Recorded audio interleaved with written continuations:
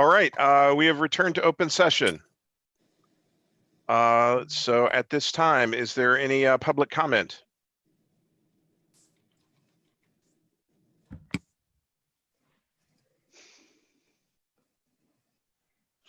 All right, if no public comment, are there any changes to the agenda?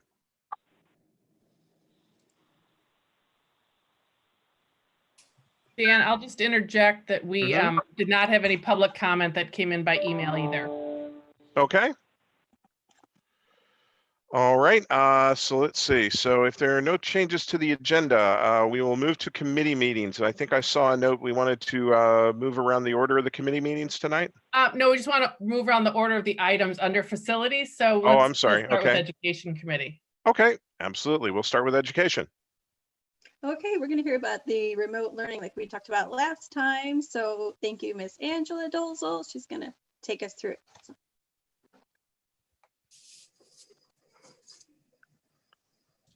Angela, you're on mute. There you go.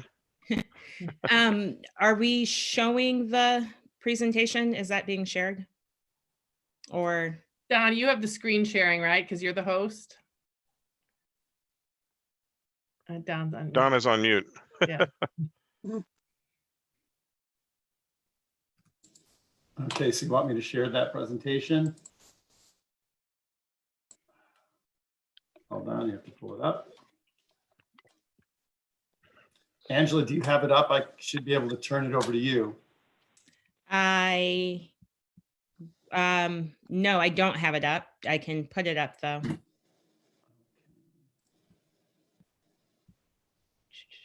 Give me one. Okay, remote learning update. Hold on.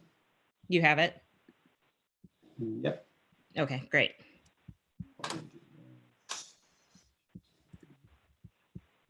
So it'll be Don's screen that shares then.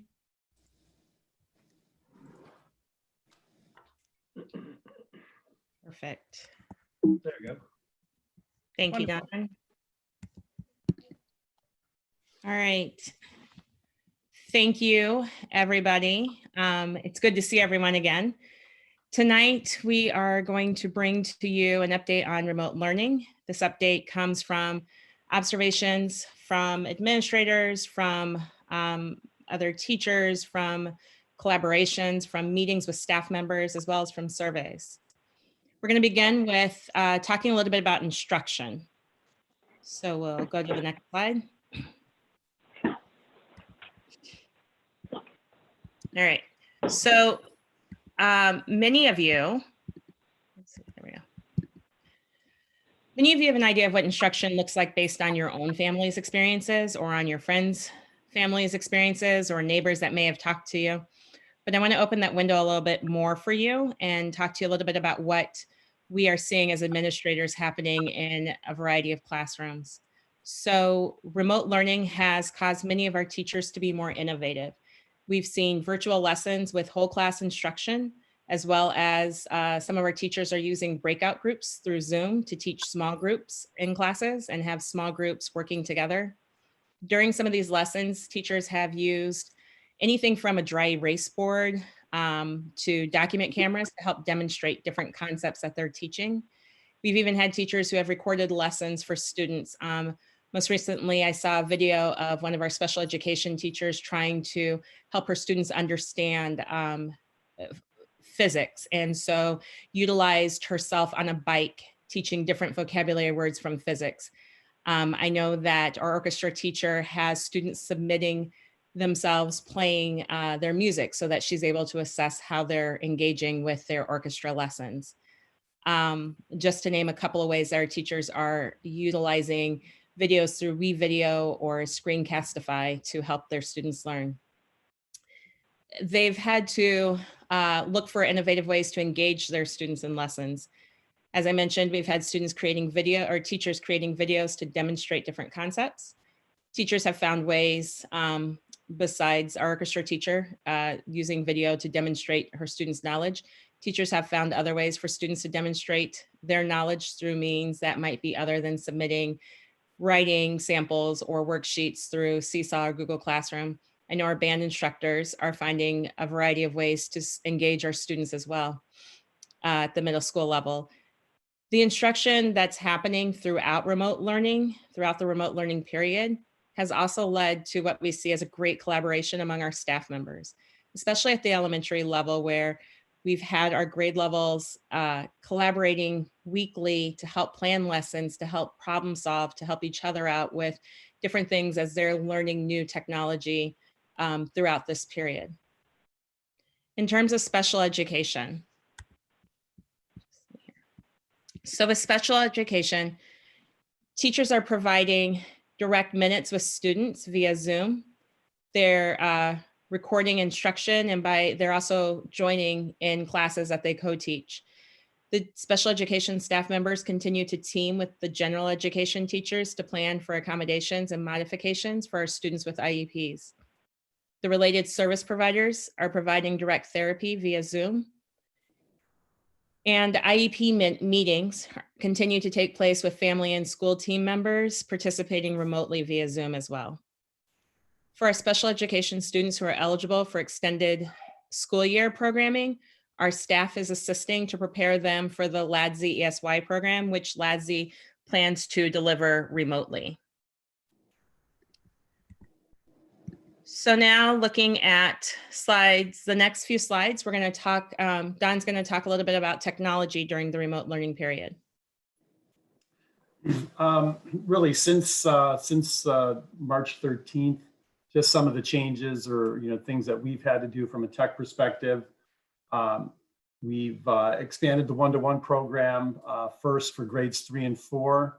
That was kind of the first phase of that. So 3rd and 4th graders, I believe it was the week after the 13th, were able to get those devices.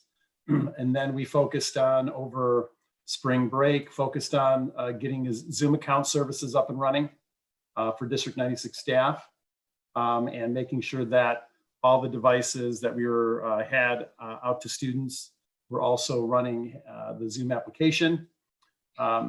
Then we expanded the one-to-one program down to grades 1 and 2 with the iPads, and we got those distributed.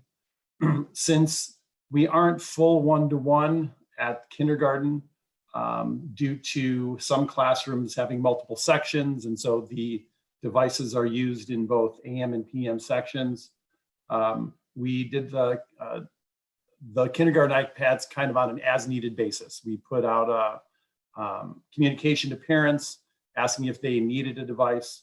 And so then we had those available for pickup after spring break. As far as our department, really, it's just been an adjustment in expanding support.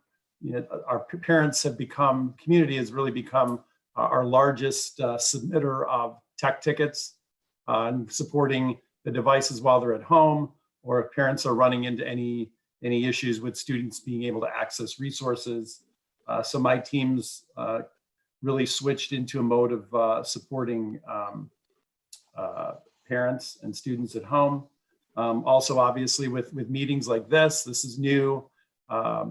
We're not, the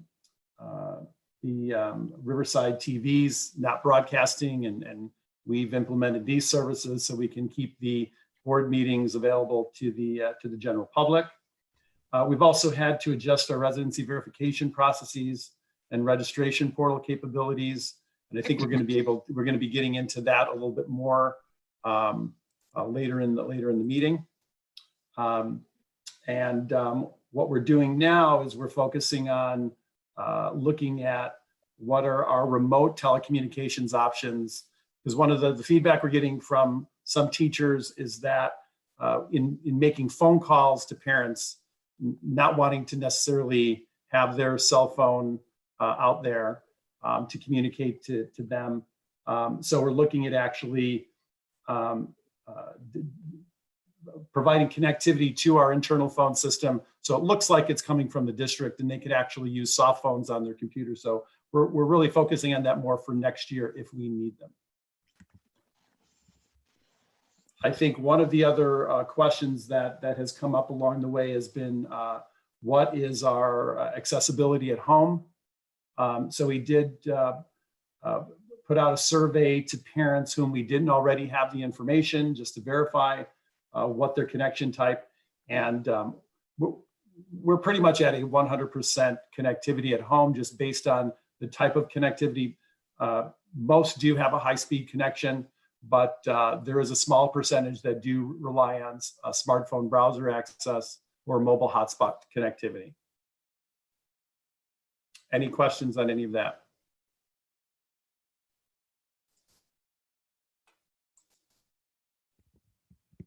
All right.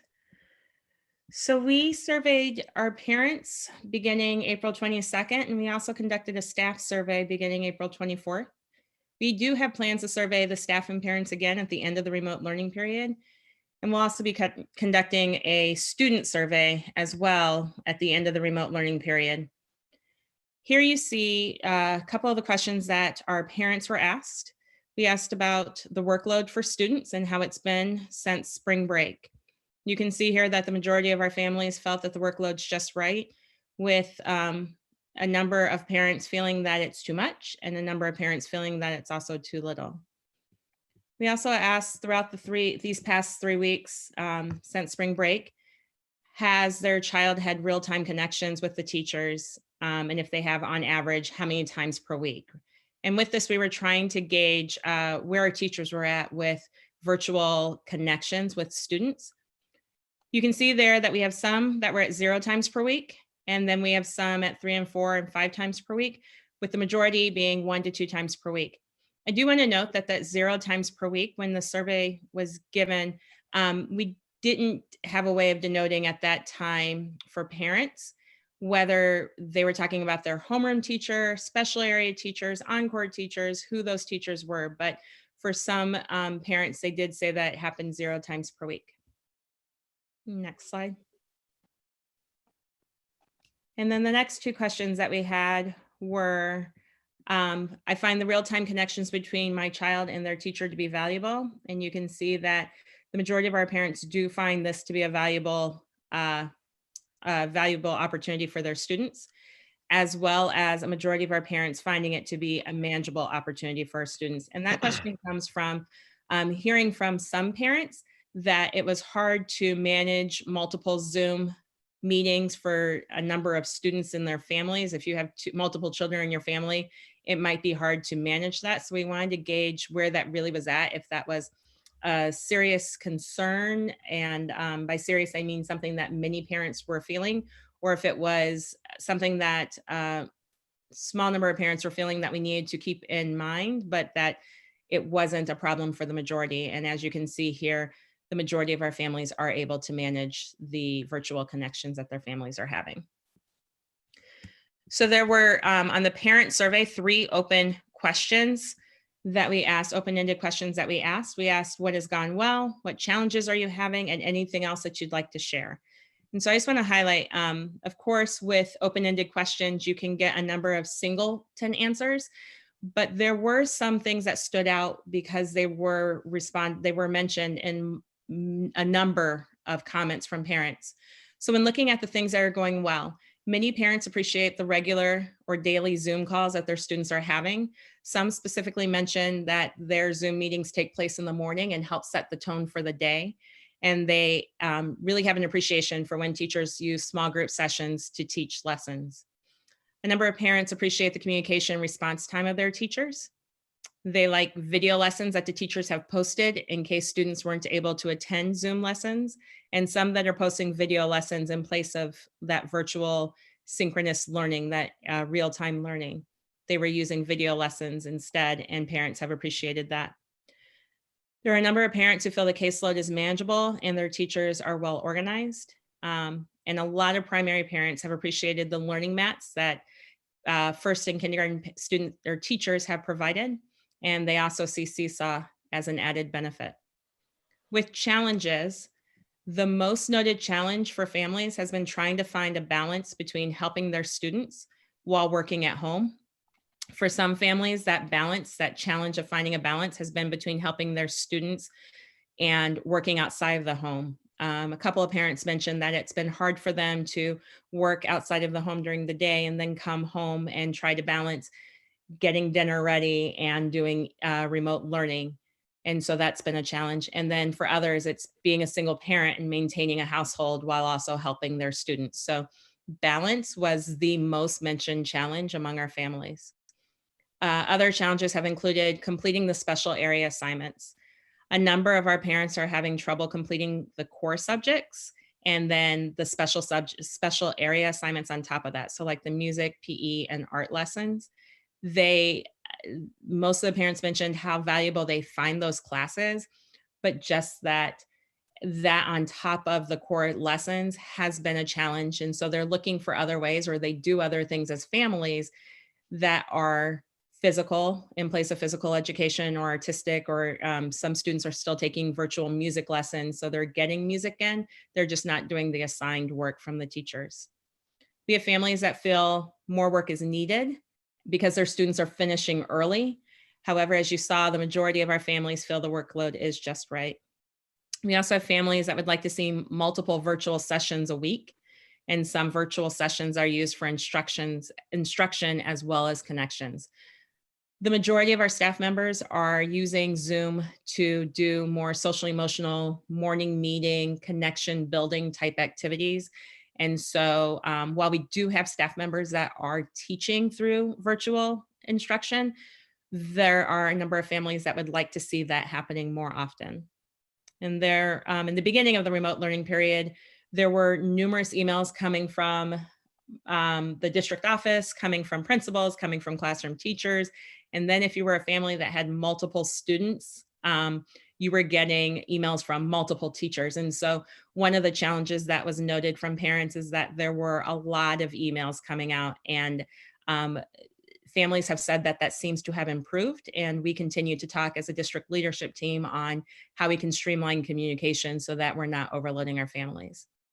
And with the open-ended question about anything else, the biggest thing that came up from the majority of the open comments here was that while families may have challenges, or while families may have ideas on how things could be done differently, the majority of our families did express appreciation to the District 97 staff for all the work that they've put into remote learning and trying to make this a smooth transition with all things considered. We also have a number of parents who are concerned about the next school year and what that's going to look like, whether it's remote or in person. And that is something that we continue to talk about as a district leadership team as well. So we also had a staff survey. Can I ask a quick, this is Linda, can I ask a quick question just about how many parents completed the survey, and if we know like a breakdown of the grade levels? I don't have a breakdown of the grade levels. We broke it out by school, but we did not break it out by grade level. Well, school, I mean, because I can imagine just, you know, as a parent of teenagers, I'm having a very different experience than a parent of primary grade. So I know that if I filled out the survey, everything's very easy because my kids are doing their own work and it's not an issue. So I was just curious, like how, if we do it again, you know, at the end of it, it would be great to see like just the number and the breakdown by school, Hauser, or, you know, the elementaries, if that changes the reflection a little bit. Yeah, I'll second that. I was actually going to add that at the end. I'd be curious to see it by grade, because having younger elementary, and most of the people I talk to having younger elementary, it is much different with the feedback that I'm getting. But it sounds like I keep encouraging people to fill them out. I know it's hard to sometimes get people to actually fill out surveys, but it sounds like I'm at least hearing a lot of the things in the survey that I'm actually hearing. So that actually makes me feel good. People are giving you the feedback.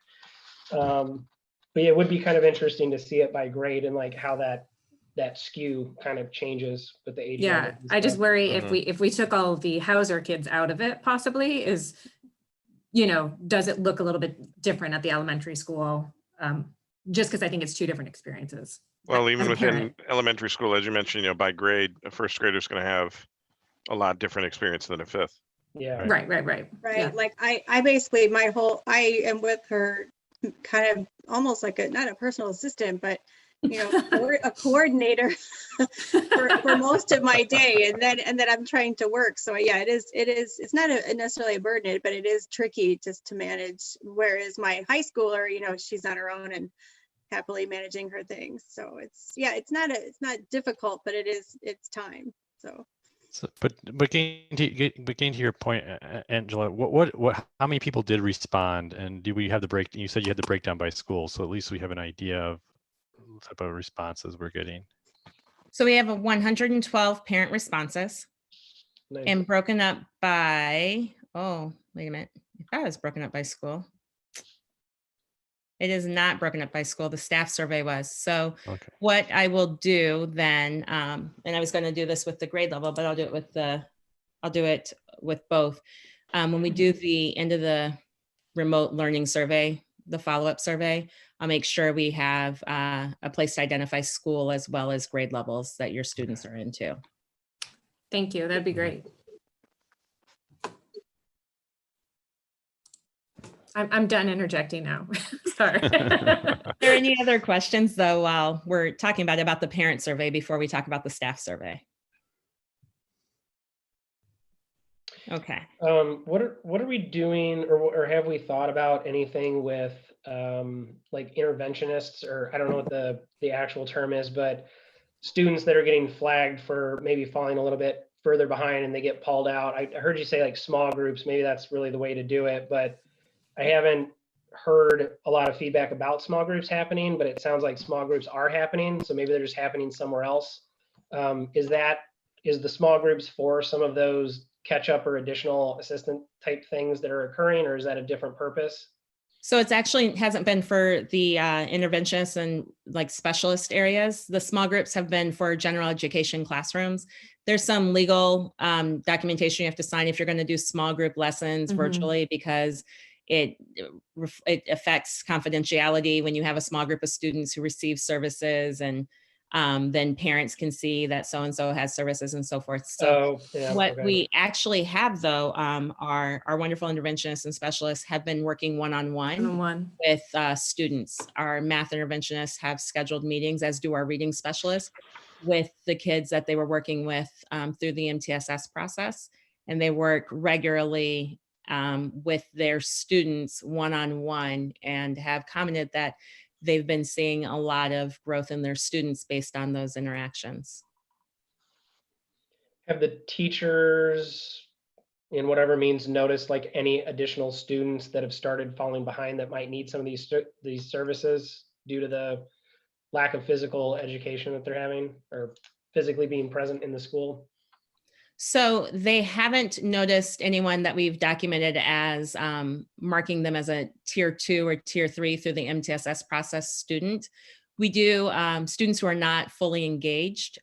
The social worker, psychologist, and principal of that building are contacting and reaching out to families. And those are students that we're keeping an eye out for as we look to the beginning of next year. We have started talking about how we'll assess our students at the beginning of next year to determine where we're at as a collective group at each grade level and in each classroom, and also where students are at individually, so that we can then determine if there is loss and how much that loss is, and then how we address that, whether that's by the whole class curriculum, which is that tier 1 piece of MTSS, or if it's going to be small group instruction through the tier 2 of MTSS, or if we would end up doing more individualized instruction based on what the data tells us when we return in the fall. And we're looking at not knowing what the fall looks like yet. We're looking at ways to assess both remotely as well as in person, continuing the in-person assessments that we do at the beginning of the year. Yeah.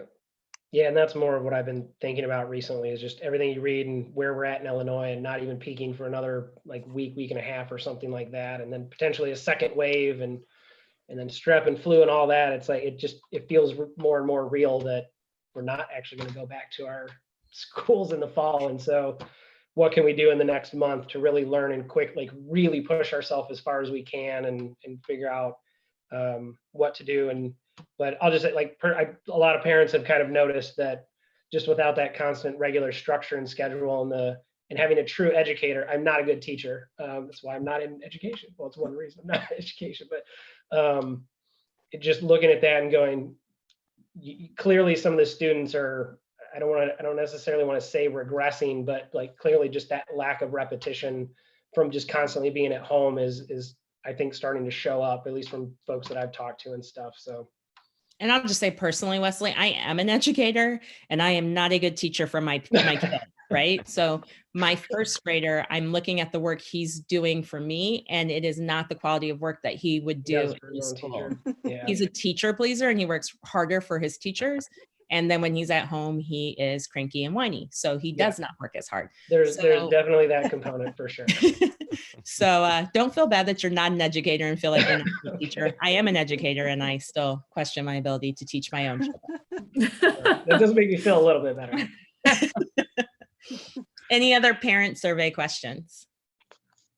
I don't know if this was, I don't know if we had a place to put in, questions outside the strict survey results, but I'm wondering if anyone asked, or was there any concern mentioned about screen time, particularly for younger kids?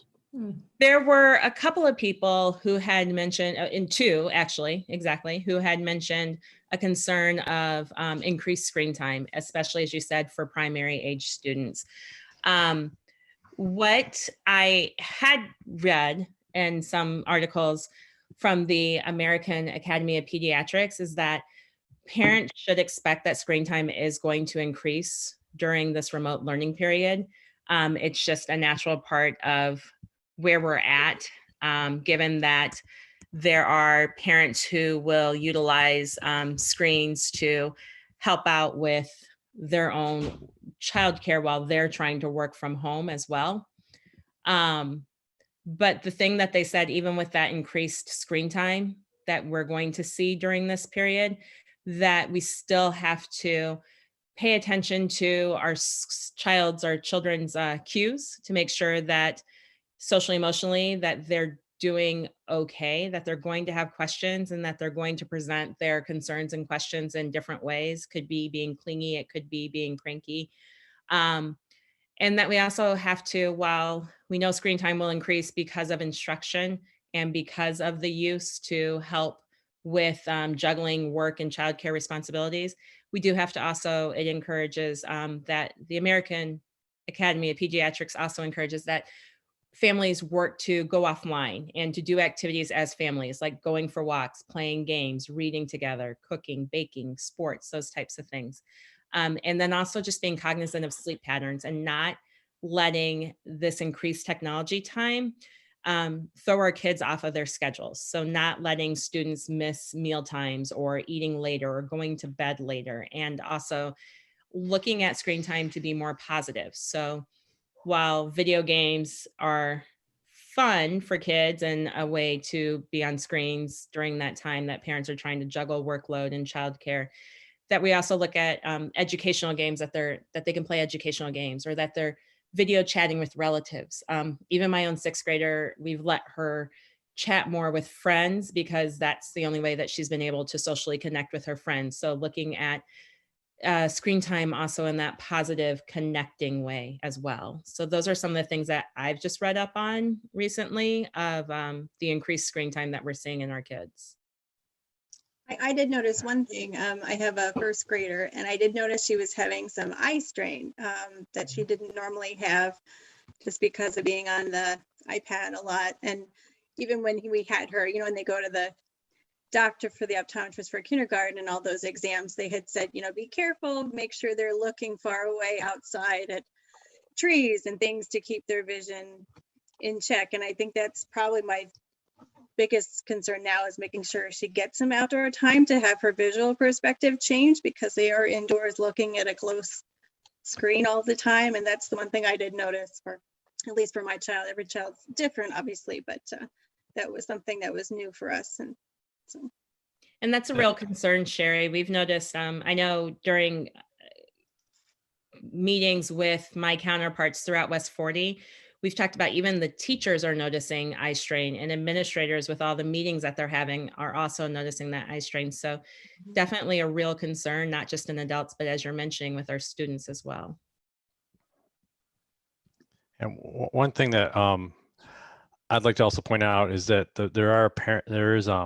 we do have on the iPads and the Chromebooks a device that parents can monitor their kids' usage of the internet.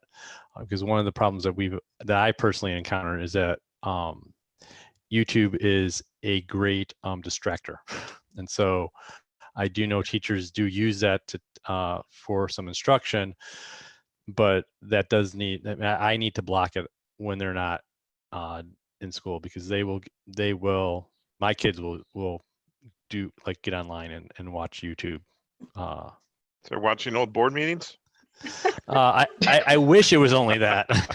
Then I wouldn't have a problem, but SpongeBob is not it has its place, but not at 7 in the morning. So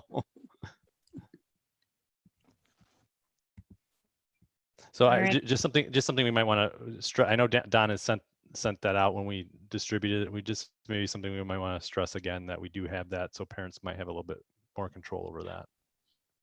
Okay, thank you.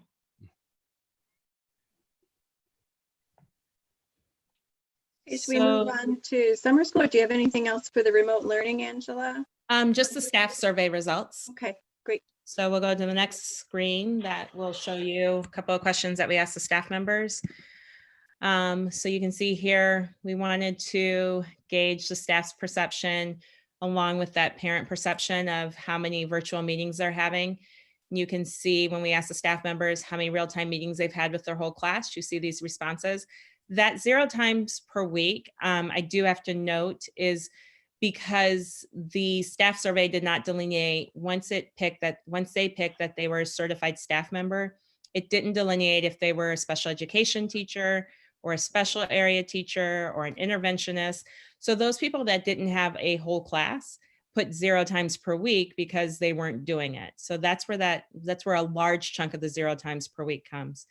But then when they went to the next question about real-time meetings with individual students or small groups, that's where they responded that they were having those 1 to 2, 3 to 4, or 5 times a week. And the next slide then just shows that all of our teachers agree that real-time connections have been valuable for their students. So it's great to see that they are connecting and see the importance of that. For the staff survey, we surveyed 57 staff members. Most of the responses were from certified teachers, but there were a few secretaries and paraprofessionals that responded as well. We asked them 4 open questions. Those 4 open questions were, what support do they need as we continue through remote learning? What's going well? What challenges they have? And again, anything else that they wanted to add. Most of the staff members that responded said that they don't need any additional support, that the things that we've put in place have been very helpful for them.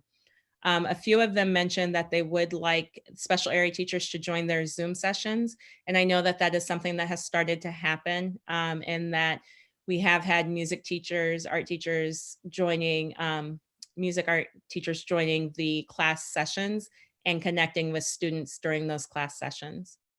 Things that have been going well. A large number of staff members mentioned that the collaboration with their grade level team has been great. They mentioned that connections they are making with students through virtual meetings have been positive, and that it's been great for them too, because they really miss seeing their students.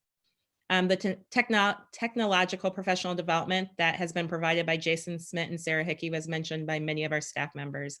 They've been great about putting out different videos to help students continue to utilize the resources that we have to instruct our students. Teachers talked about the use of the new technologies that they're using, and that they're excited that when we return to in-person learning, they can already see how this is going to change their instructional practices when we are in person. And they also mentioned that using WeVideo and Screencastify has been a positive experience for their students. Challenges, again, the most mentioned challenge is balance. Teachers are struggling to find that balance between balancing the different responsibilities of remote learning with their family responsibilities. And for some teachers, also balancing their own children's remote learning while they're doing their students' remote learning. That's been a challenge for them. Tracking student engagement for our primary students, especially when a number of the assignments are paper and pencil. It's hard to track how engaged our students are if they're not submitting assignments because it's done on paper and pencil. We're hoping that Seesaw will be a way to help address that. trying to reach some of our disengaged students while also being cognizant of the different family dynamics that we have. There was a family that had even responded on the family survey, the parent survey, that a couple of their family members have COVID-19 or had COVID-19 at the time. And so our teachers are very cognizant that there are a number of reasons why students might be disengaged, but they're still trying to bring them into the fold. And then just wrapping all of our heads around assessing student progress has been a challenge across the board. As far as anything to add, the staff members just mentioned their appreciation to the administration for being supportive and understanding of their individual teaching styles. And they also mentioned that team collaboration has been essential for this remote learning period. So while we don't know what the beginning of next school year brings for us, we are going to utilize this data as well as the data from our upcoming surveys. Should we start with remote learning in the fall, we'll use this data then to help us plan how we can improve upon what we're doing and how we can move forward in a continuing innovative manner. Are there any other questions? I just had a comment. I know you had just mentioned like the special teachers coming in. I know at least I'm only one person, but my own child's central teacher has brought in, like we've had Mr. House, the music teacher, come in, and then we had one of the librarians come in just for their casuals Zoom talk. It wasn't anything curriculum related, but she thought that was very cool. And then she has been doing things on paper, but also submitting them through Seesaw, so that there is some of that happening. I don't know how widespread it is, but that's what my own daughter does, because yeah, they're in first grade. they're not creating Google Docs. But No, some of that is happening, you know. Not that they could, I'm sure they could. They probably could, yeah. Just I don't have any questions. I mean, thank you for that. That's good. A lot of things I've been thinking about and hearing about and just kind of curious about. So thank you for sharing all of that.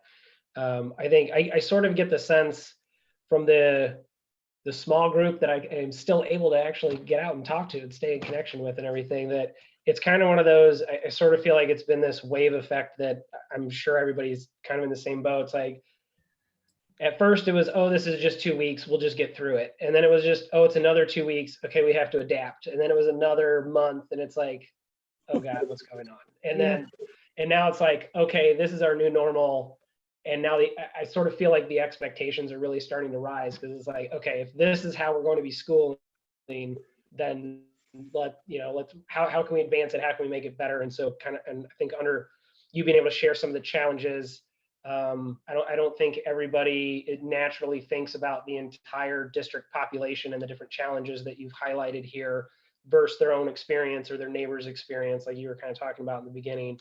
But at the same time, like, how do we keep pushing the envelope, so to speak, but then also hearing on the staff side, some of the challenges they have, but also being very excited about it. It's very, I think this helps a lot. So anybody that's watching this right now, or will watch it later, hopefully they're get a little bit broader of a view by it. So I think this is great. And I appreciated the survey. And I think beyond that, from the only thing I think would be interesting to break it down by grade. I don't know if school makes a difference or not, but definitely by grade. But with the collaboration and stuff, I have seen it, and I've heard a lot of parents say it does continuously get better. So like every time it comes out, there is some of those gradual improvements that are in there. So I think given the circumstances, this is just an absolutely crazy thing that I'm sure no teachers ever thought that they would have to go through. And so I do think they have adapted very, very quickly. And I think some of the comments now with just the challenges or what parents would like to see is kind of that new level setting of, okay, we're here, this is what we're doing. We might not go back in the fall. So how do we keep pushing technology and pushing education through technology and stuff like that? So yeah, I thought this was very good. So I very much appreciate the presentation on this and the information that's here. Thank you.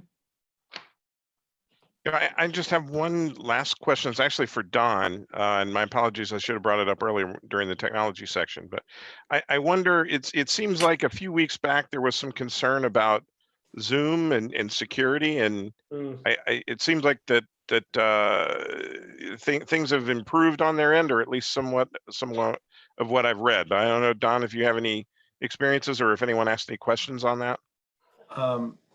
Well, I think a lot of Zoom security issues really relied on the individual hosting the meeting implementing those features. So, making sure there's a password on the meeting, only allowing, not allowing anyone to enter the meeting, but to actually to utilize the waiting room, as opposed to just any users being able to just jump into the meeting. So what Zoom did is they altered their settings on the education side so that by default, those features were in place. But we also were communicating with staff when there were a lot of articles about Zoom bombing and some of those things that were happening that were being reported, that there were security measures that were there. It just really was dependent upon the host putting that in place. So we got communications out. Zoom put some of that in place, and that really kind of resolved itself. It's really more of a preventative measure. Okay. Well, that's definitely good to hear. And again, Angela, definitely great presentation. Thanks for sharing that with us, and definitely thanks to all the staff for their flexibility. And definitely, yeah, we definitely see things improving every day, every week. Thank you. As people get more used to things, to this reality we're in now, I guess. Are we ready to hear about summer school? Absolutely. And Angela, I don't know if you want, I mean, just by way of introduction. So as you know, our summer school is scheduled for late July and moves on into early August. We were kind of thinking and hoping that with a later start time than some of the local district summer school, that we would be able to do an in-person summer school. As we are, like you all are, just listening to the news and the progression of the virus, we think it's probably most likely and probably makes most sense to plan for a remote summer school. So as part of that, we've had conversations about the academic support programs, which is a very important part of our summer, but we've also always had a significant chunk of what we call enrichment classes, just an opportunity for families and children to have something unique and different to do. And it's been everything from kind of mad scientists and special art and special music and poetry and storytelling. And just, again, teachers often would pick sort of a passion of theirs to offer up as a summer school option. And then with our summer school program, it's always, it has to have enough of a minimum enrollment to run. So we really want to have kind of a board discussion. It's not really a presentation, just more of a discussion from the board. You know, if the board has kind of a comfort level with us, then planning to sort of push the word out about a remote summer school. And we have, I can tell you, been back and forth with our own leadership team. Does that mean we have more kids who want to come, or are we going to have fewer kids that want to come? And I think one of the things built into our system is that if enough kids don't come, then teachers know that they don't have a role, that we would only be putting teachers in a position if they have a minimum of probably about 5 children in a class. So we honestly don't know. I mean, even this feedback tonight is really helpful for everybody that's just kind of tired of remote learning. There are others that say, give me more. And it's a nice connection point for my child. And it's a nice connection point with adults, or even to see the other kids socially through Zoom while things are so limited in other ways. So again, just kind of proposing it as a discussion idea. To be very honest, I don't think we want to be the leaders in how to bring children together in a physically distanced, temperature taking, contact tracing or anything else involved. I know even just local news and national news stories are starting to talk about children potentially showing some symptoms of a virus, something related to the COVID-19 virus. So again, just being cautious and conservative on this, we would, I believe, be proposing a remote summer school. So Angela, I don't know if you have more to add on that. We've been talking about this. Pam, I know, is also on the panelist here, and our LADSI Special Ed Co-op did make a decision to move forward with the required extended school year all remotely. So it seems to me that's the trend in the direction.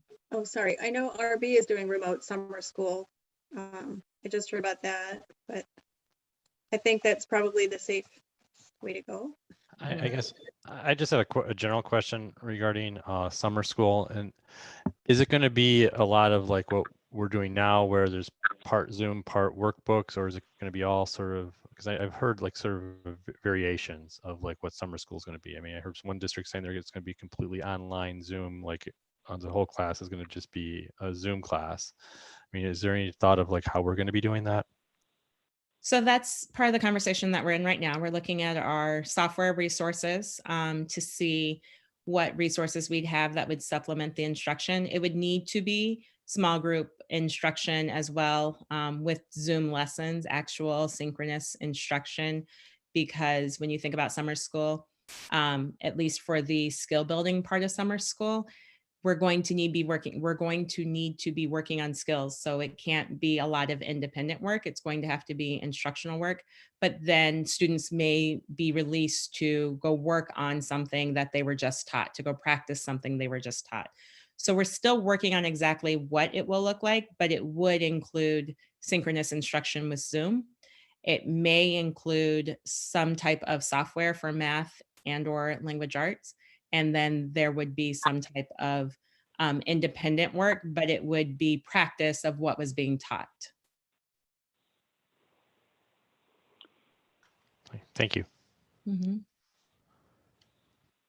I would personally sign my kids up for that, because I think, we've always done the summer school thing. I don't remember what classes we had them in, but just as kind of like that hour in the day where they have something planned and adds a little structure to the day. But now, like hearing what you just said, like the math or reading or whatever it might be type instructional stuff, I think with everything that I've seen and heard going on, that's like a perfect supplement going into a fall where we don't know if you're going to get that direct instruction back. So I haven't heard from a lot of parents. I haven't really asked a lot of people what they were thinking about summer school, but I just say from my standpoint, we were just talking about this a couple of days ago, like if we offer a math or some sort of core curriculum type stuff, like I will be signing up, and hopefully 4 more people will too. I'll have 2 in there. So hopefully we'll have 3 more in there. So I personally think that's a good idea if we can figure out how to make that work, and we have teachers that can actually accommodate that with their own lives and stuff like that going on. So and that's what's going to be key, Wesley, is that we have the teachers, right? So right. When you think about small groups for this to be effective, for a Zoom lesson to be effective, what we're finding through remote learning is that whole class instruction is a lot more difficult than that smaller group instruction. So for it to be effective, we're going to have to have small groups, which then will limit the number of classes we can have based on the number of teachers that are willing to do remote learning summer school. I think the thing that was encouraging was, it was 2 weeks ago now, and I agree, this is also fluid and people's attitudes and opinions change, but we did reach out to everybody that had told us back in January, February, that they were willing to teach summer school, and said, if it was remote, would you still be willing to teach summer school? And we had 100% say yes. So from a teacher perspective, I think we still have the same amount of teachers we had planning in quote unquote normal times. We have thought about putting kind of an all call out to additional teachers to see if, kind of Wesley, to your point, and that's the part that we're kind of trying to predict is, will this bring about more or less families interested in doing this? And so we're going to be reaching out to families, we're going to be reaching out to our staff, and we'll probably be doing that here just as the weekends and the new, next week, because we're going to kind of have to move pretty quickly to make this arrangement also. When did you said, did you say late May or end of May for the second survey? I don't know, would that be too late to maybe add that into, like, would you be interested in summer school instruction just to get a gauge from parents, or would we have to register? When would you be looking for parents to register that? Does that help drive whether or not any of this stuff is actually feasible? Like, what would you need from the community to determine whether this would be a plausible idea to even try to execute? I'm going to take that, Angela. So the advantage we have is we're looking at a late July summer school. Yeah. So we think if we had some, I think we'd like to have feedback before the very end of our remote learning period, before the last day of school. I think maybe we'll do it as a quick summer school only survey. Even, would you be interested in a summer school program?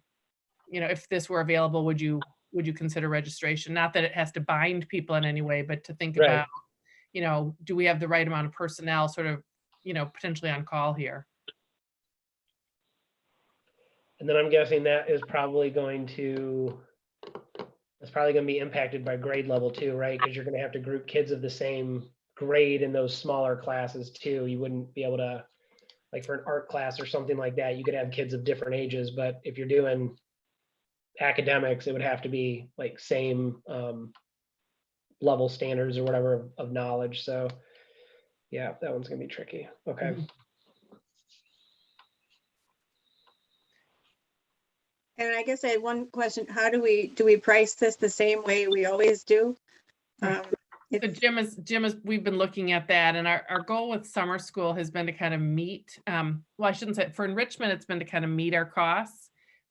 With the support programs, we have, you know, contributed additional district dollars to that. So we are looking at potentially some adjustment, but again, we have to maybe kind of, you know, get some sense of numbers and then make some adjustments there. It would seem that probably parents may not be willing to pay as much for a remote class. Will it cost us more because of the technology fees that go along in addition to it? Or is that already paid for and so it doesn't make a difference? Most of what we're paying for is manpower, but as Angela said, there are some software tools out there. You know, it's an interesting time. Software vendors are busy right now with educational tools, and you know, we haven't made any decisions, but we are looking at some potential new tools. So to be determined yet. Okay. And and I don't mean just software vendors are busy, you know, out there with anything, but we have, you know, Angela's been in close contact with the West 40 curriculum people, and I've been in close contact with the West 40 superintendents. And this is a key question that everybody is looking to kind of make determinations now, is how, you know, how do we do this? How do we address any learning slide that may or may not have occurred because of this period of remote learning? And then given that we've always had a program in place to support children that have those academic needs, you know, how do we enhance that also? Martha, can you remind me, and Angela, can you remind me, for the academic skill building, did we identify kids ahead of time and do special invites and then allow it to be open towards everybody else?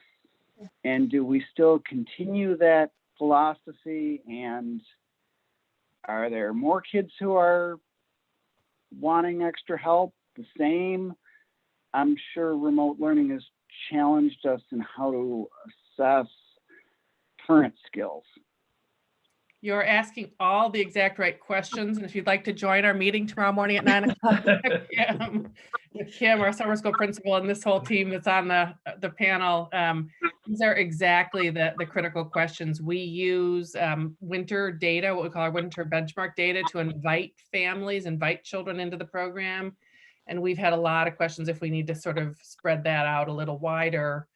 Just hearing from some of you tonight too, it also makes me think about, what about an enrichment class that's not required academic support, but an enrichment class that's kind of just academics for the fun of it, for children that, you know, sort of, Wesley, you brought up parents that might be concerned, and maybe the data wouldn't really show that there's been a learning loss or a learning problem, let's say, but to still do something that just would really enhance the learning that happened this past spring. Yeah. So we will come to you with a more firmed up plan, but I think for now, just getting, it sounds like, you know, you would support the remote learning, and that sounds like the direction we need to go, just from everything that's going on right now from a health perspective and student safety perspective. I would, for sure. Okay, Yeah. I think we just have, thank you, Angela and Martha, for all of that. I'm kind of glad I'm not making those decisions because it's a lot of things to consider. We are going to hear from Don, I believe, about our residency verification and updates, because obviously in person is a little bit more tricky for verification. So Correct.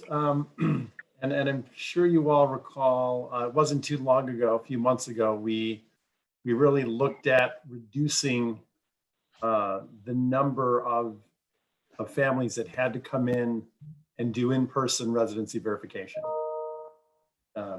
Really focused on a subset with our new families within the district and other subsets. Well, now given the pandemic, excuse me, we really need to adjust that again. And we've had to open up things more to more digital submissions. So with a lot of the families, because they are new to the district, our way to communicate with them has been through once they register, when we have their contact information, but letting them know that that we have changed some of the programming within our registration portal. So now it does accept digital uploads where it hadn't previously. So allowing them to submit that way, or our registrar has also been in communication with them. If they have any issues uploading the documents, they can also send them via email. And if for some reason they don't have a means to get the documents digitized, there's also, she's also been scheduling appointments, or if they have any questions, if they have needs where they need to do in person. If there have been any in-person registration appointments scheduled, families have been instructed that, you know, we're to wear face masks, we're observing social distancing. But really the big change is increased communication and just the ability now to allow for digital uploads of documents where we weren't allowing that in the past.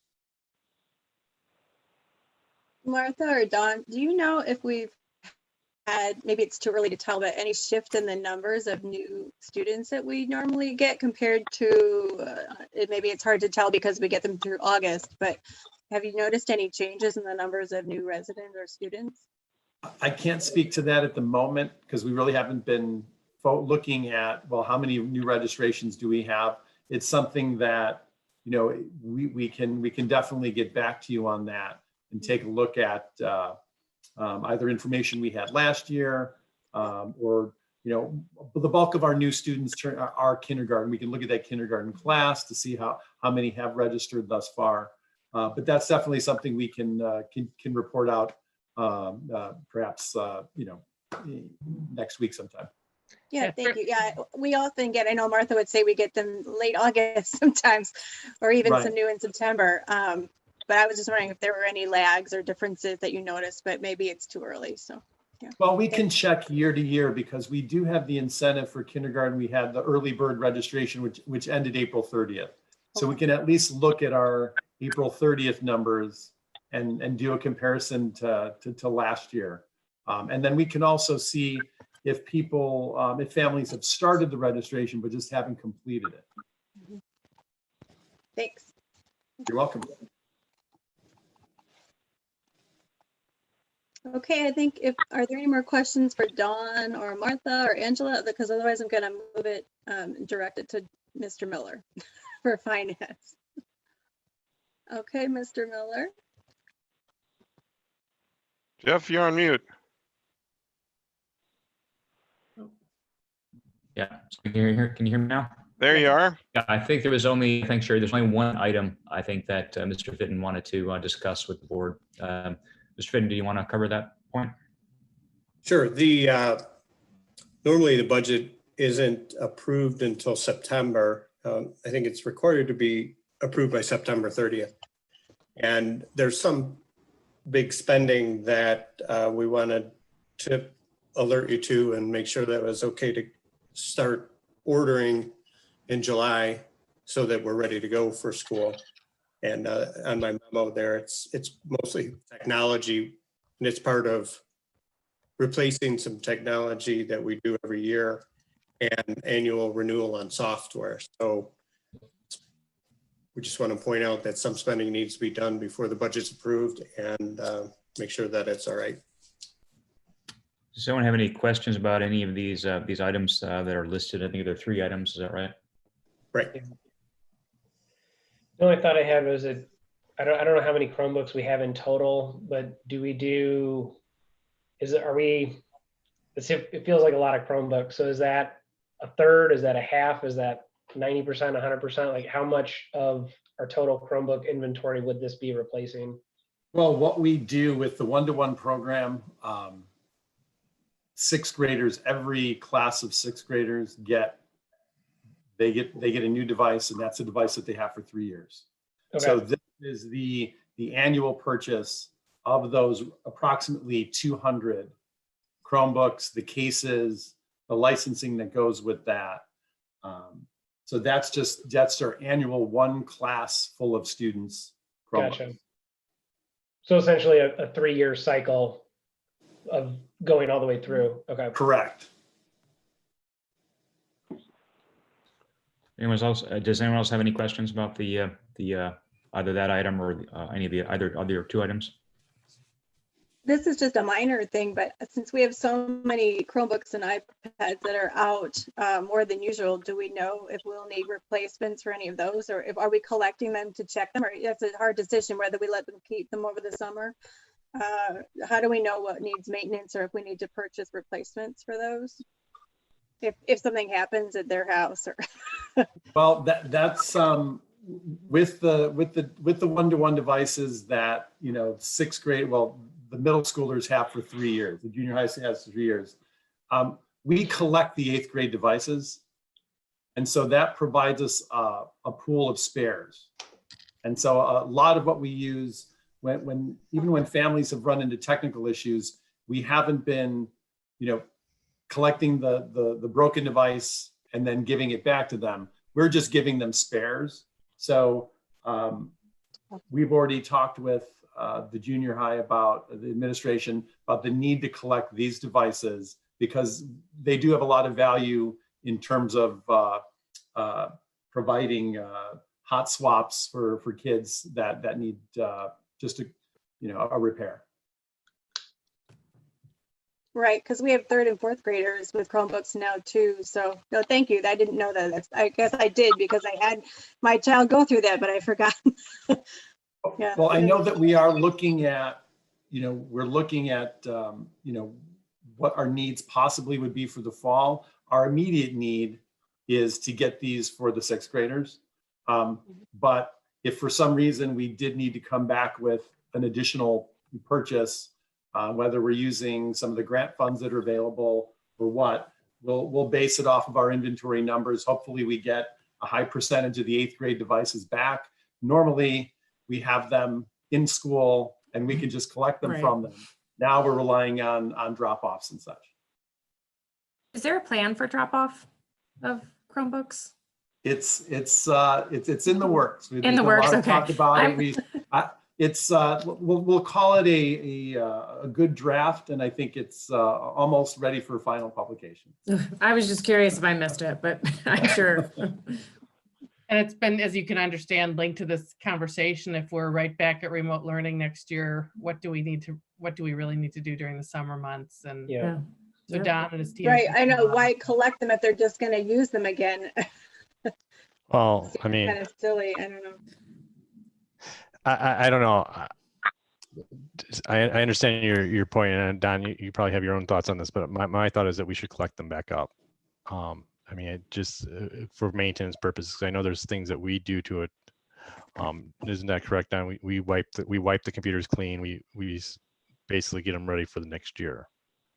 With Chromebooks, there is not like a wipe process. We make sure that they get upgraded. There is a summer maintenance that we go through. What we're identifying, because there is, there's 2 sides of this, and there's some compelling arguments on either side. So what I'm really trying to identify are what are the devices that I absolutely need to get back so that next year is a smooth transition. And so those are the discussions that we're having with our leadership team currently. Well, in for 8th grade, 100% of them should come back, right? Because now you're going into a different district with different financial responsibilities. So, Oh, right. Yeah. Right. 8th grade, we know we want to collect, and then there's some other grade levels that again, just for the purpose of making sure that next year is a smooth transition, that we've identified that we'd like to also collect. Right, because my first grader has an iPad that she doesn't normally have at home. Normally they're on the cart at school. Yeah. Right. You know, so there's all those kids too. Any other questions on the pre-approval for these budget items? The 300, it's like it's 305,000, 80,000 for the Chromebooks, 200,000 for the annual software renewals, and 25,000 for the communication encore class replacement hardware. Does anyone have any questions about that, or are we all okay with pre-approving those? I'm okay with it. Okay. I'm good. I'm good. Good. Okay. Yep. Okay. And our plan is we'd actually make that an action item at the May 20th meeting, right, Jim? That's what we're thinking, but to have you have that opportunity to preview it now.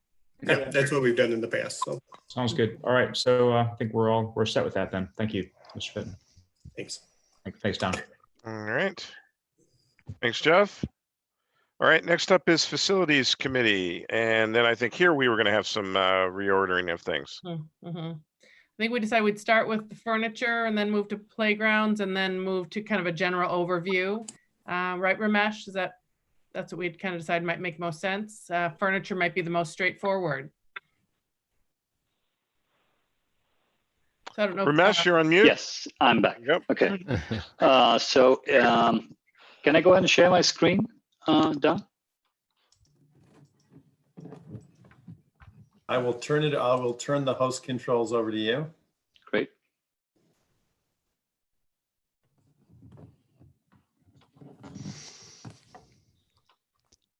It's all yours.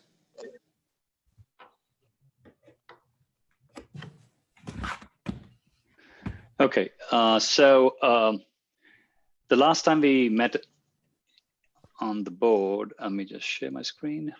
Okay. Do you see my screen now? Okay. Yeah. Okay. So the last time we met as a board, there was a discussion on going out to bid for the furniture procurement for the various schools.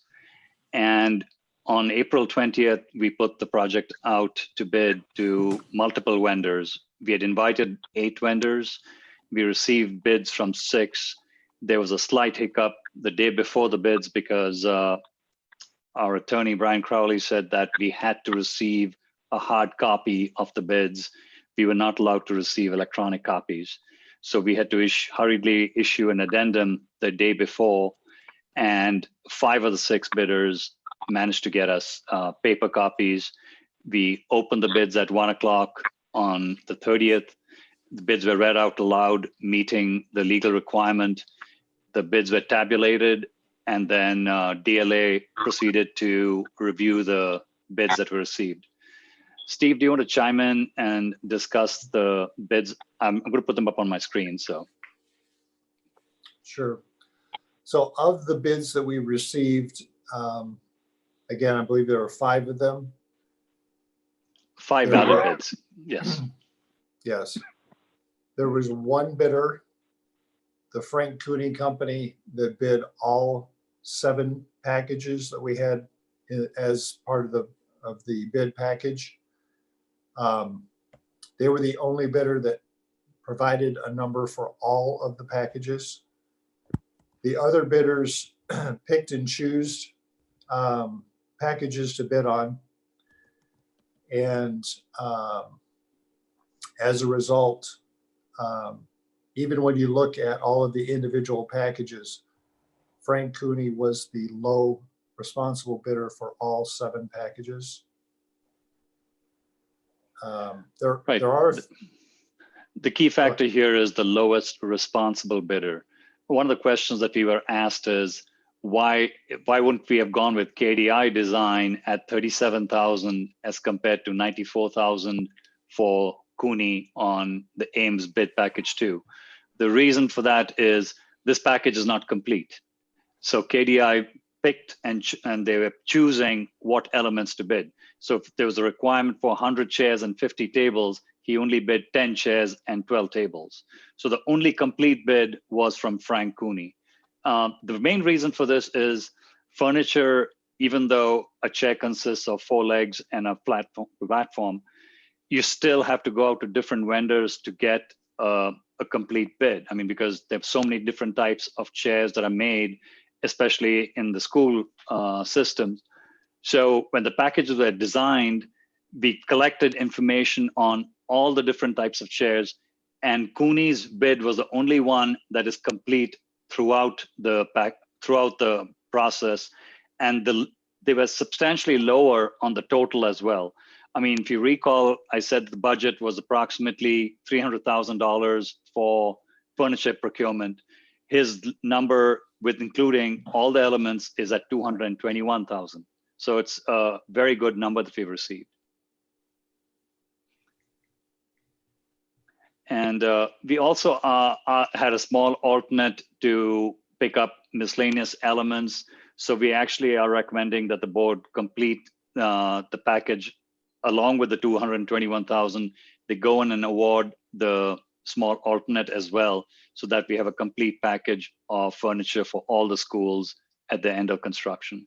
It totals approximately $240,000 as identified in the letter. It's $240,000 even would be the complete package.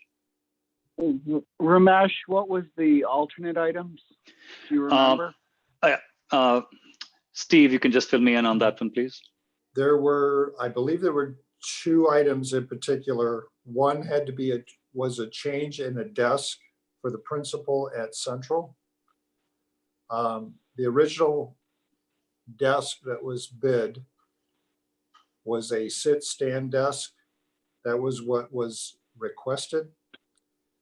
But in case the bid package came in too high, we put an alternate in just for a regular sitting desk. So there was a slight change in the cost between the sit-stand desk and the sit desk. And then at Blythe Park, there was an alternate for their additional chair hooks or backpack hooks that go on the back of chairs, as well as additional storage on the chairs for 51 chairs at Blythe Park. So between those 2 alternates, it raised the total number to a number that's just less than 240,000. And we thought to be able to have discussion with the principals to make sure that we want to include those items. Again, they were originally requested, but we want to verify that that they want to proceed with those items. So we're asking the board to approve that number, which again is significantly less than what the budgeted number was. Right. Thank you. So, yeah. Any questions on the furniture bids? We would like to award this at this meeting because we have a fairly long lead time item on this, and the contractor is responsible for the installation of the product starting the first week in August. This may be another question for Steve or even Jim. What's the general lifespan of a piece of school furniture? I don't know exactly, but I would say somewhere between 15 and 20 years. Okay, that's what I was guessing, but I wasn't sure it was that long. Yeah. I know I've taught with some that are from the 60s, but those are really old pieces. A little bit harder construction with the steel they used to use, but A lot heavier too. yeah. Ramesh, the way we've set up the agenda, as you can see, is just we have the furniture, playground, and construction update, and then we actually added an old business to give the board an opportunity to then go back and do action on the furniture and the playground, just as the next item after the facilities committee report. Got it. Okay, I'll move on to Sorry, Ramesh. I'm sorry. Yes. I just did have one question. I know that they are the lowest responsible bidder, but I was wondering if our architects had any experience with this vendor before and if it was positive. Yes, absolutely. I think at the very end of my second page of my recommendation, we have done work in the past with this vendor and they are very responsible, very responsive. I think you will see a good product come out of their contract with you. Oh, there it is. Thank you. Yeah. Yep. I see it. Thank you. Sorry, Ramesh, go ahead. That's okay. So I'll move on to the playgrounds. So I'll talk about this. I'll bring up the tabulation first. So on the same day, on April 20th, we went out and sought proposals as a change order from Bergland on the playgrounds. At the last board meeting, it was presented, and the request was that we should bid both the options that were presented rather than picking just one option. There was a full-size scheme and a slightly lighter scheme in case we were going to go through the budget. So we received proposals. These are not bids. They were proposals from 3 vendors, and we went ahead and evaluated their proposals. And following that, in your board packages, you'll notice there was a set of numbers that was presented. So Imagination is the first company that presented to us, gave us a proposal. That's the basis of design. That means what you get from them is exactly what you saw in the previous presentations. The slides, the zip lines, it's exactly what is shown in the package. Now, to have an open competition, we also said that other vendors could propose if they had similar pieces of equipment. So that's how Larson and Park Creation submitted. The important thing to notice out here is that they bid similar items, not exactly the same item. The reason being, Imagination was the basis of design. So when we received the bids, you'll see that the preferred vendor, Imagination, fell right in the middle between Larson and Park Creation. I mean, the difference was substantial. 124,000 for Park Creation, and Imagination was at 170,000 at one time. But then we went and looked at the bids themselves, and we noticed that Park Creation had left out a couple of elements, including the site furniture, the benches, and the bike racks, while Imaginations was the complete bid. So we asked them to go and complete the bid, and this number from Park Creation actually went up by about $10,000. So it's about $135,000 now. While Imagination, we asked them to give us their best and final offer, and they dropped their price by $10,000. We were allowed to do this negotiation with them because this is not a bid. This is not, we're going as a change order through Bergland. So Bergland's negotiating the contract on our behalf. This is an advantage that we have when we go through our construction manager in this process. So after we received this information, we shared it with the playground committee, and Wesley and Dan Hunt joined us this morning, and they offered us their comments on this process. So I'd like to turn it over to Wes and Dan to discuss what they brought up this morning, because I think they were important insights into the whole process. Yeah. You want me to go, Dan? Yeah, go ahead, Wes. All right. So I got to this a little late last night. It kept sticking with me over the weekend as I was reading through this and everything, just how different this is compared to, bidding out a X size wall or electrical or whatever, where kind of specs are specs, where here's we got like varying equipment like we talked about it the last time.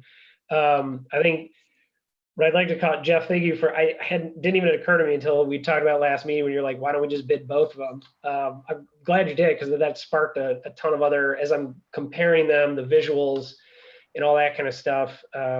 It was like, okay, now that I'm seeing it, if I took this one from this one and put it here and there and everything, trying to really wrap your head around what are you looking at, what are the costs, where are the variations, how are there gaps, like what is really driving the disparity between the premiums or the costs and everything here.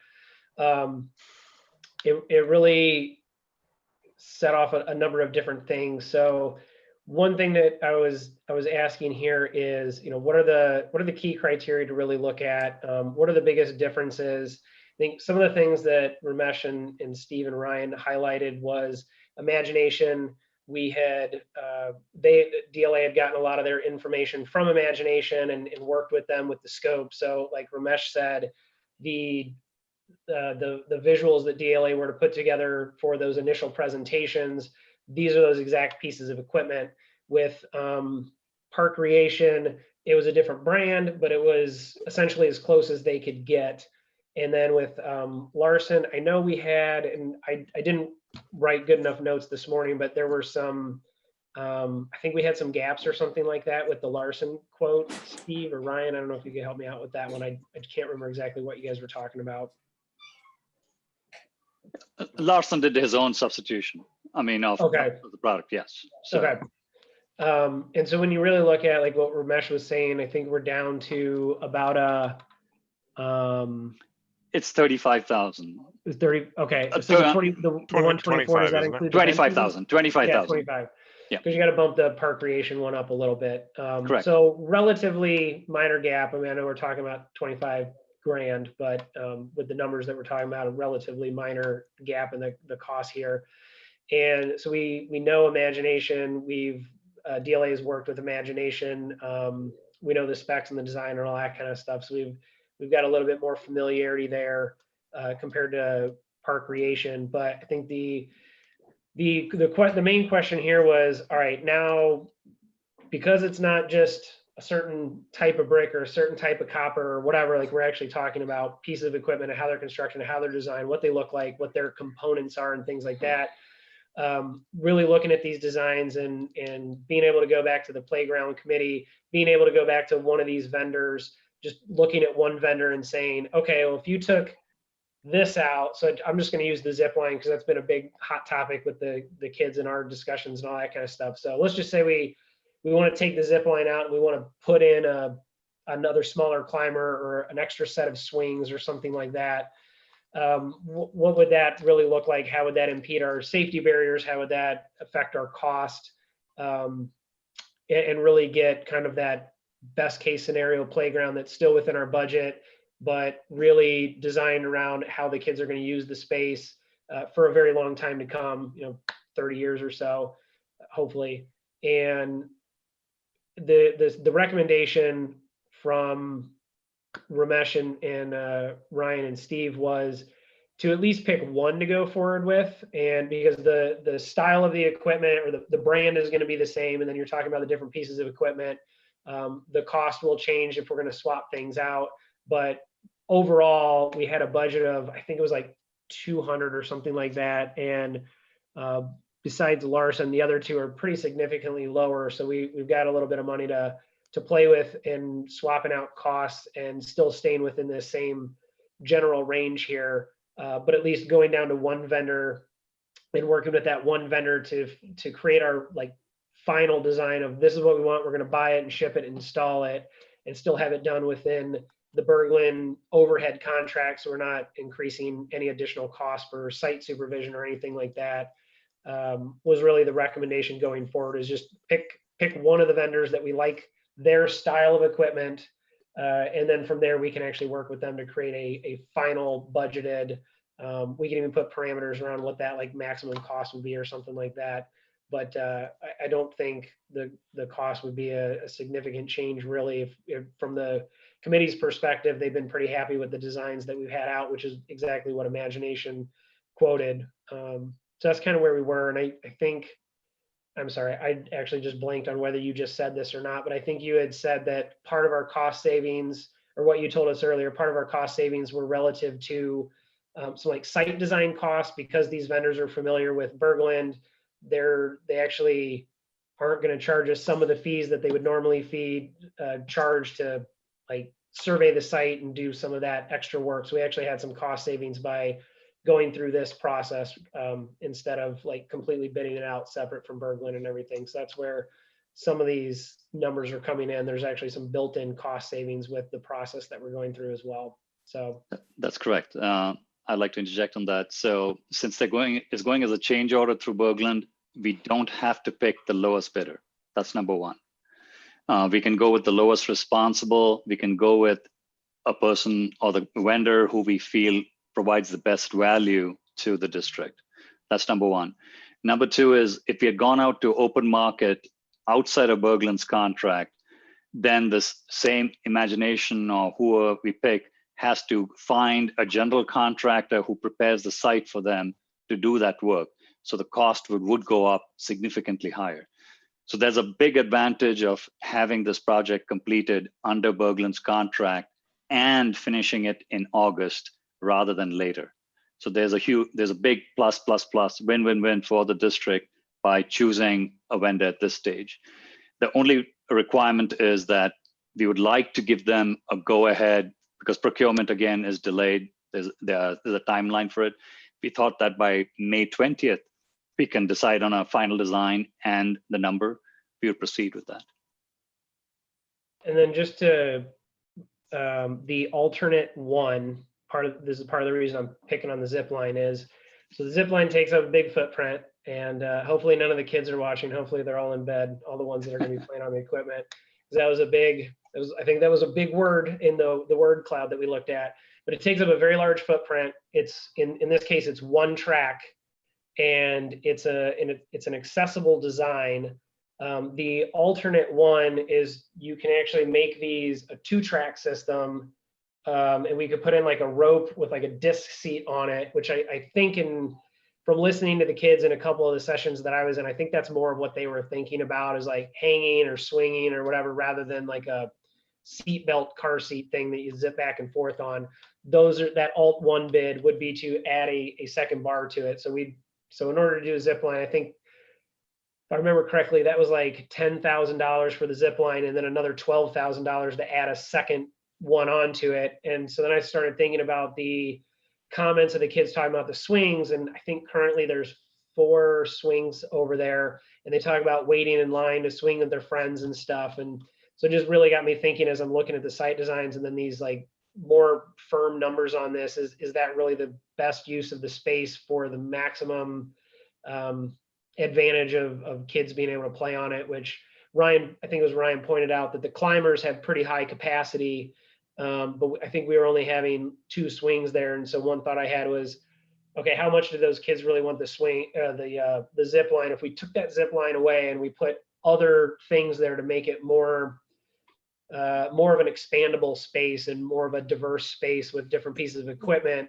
if we could get that in front of the playground committee and get feedback from them, especially the folks that do a lot of the lunchtime supervision and kind of observe how the kids play and where some of those bottlenecks are. And then we replace those with more climbing, imagination type, creative play type equipment that wouldn't necessarily create a line feeling, so to speak, and potentially even either swap cost or reduce cost on that, and then kind of take 2 of those and let Mr. Gearman reach out to the parents and kind of engage the students and just kind of get a student vote at the various grade levels Dan kind of brought up. You know, a kindergartner, a first grader, or an early learner, since they're going to hopefully be there next year, versus a 5th grader, are going to play with that equipment very differently. And so kind of giving the kids one last opportunity to say choice A, choice B, and then go from there, but have sort of the pre-approved, these are what our costs are. The board is comfortable with the designs and the cost with it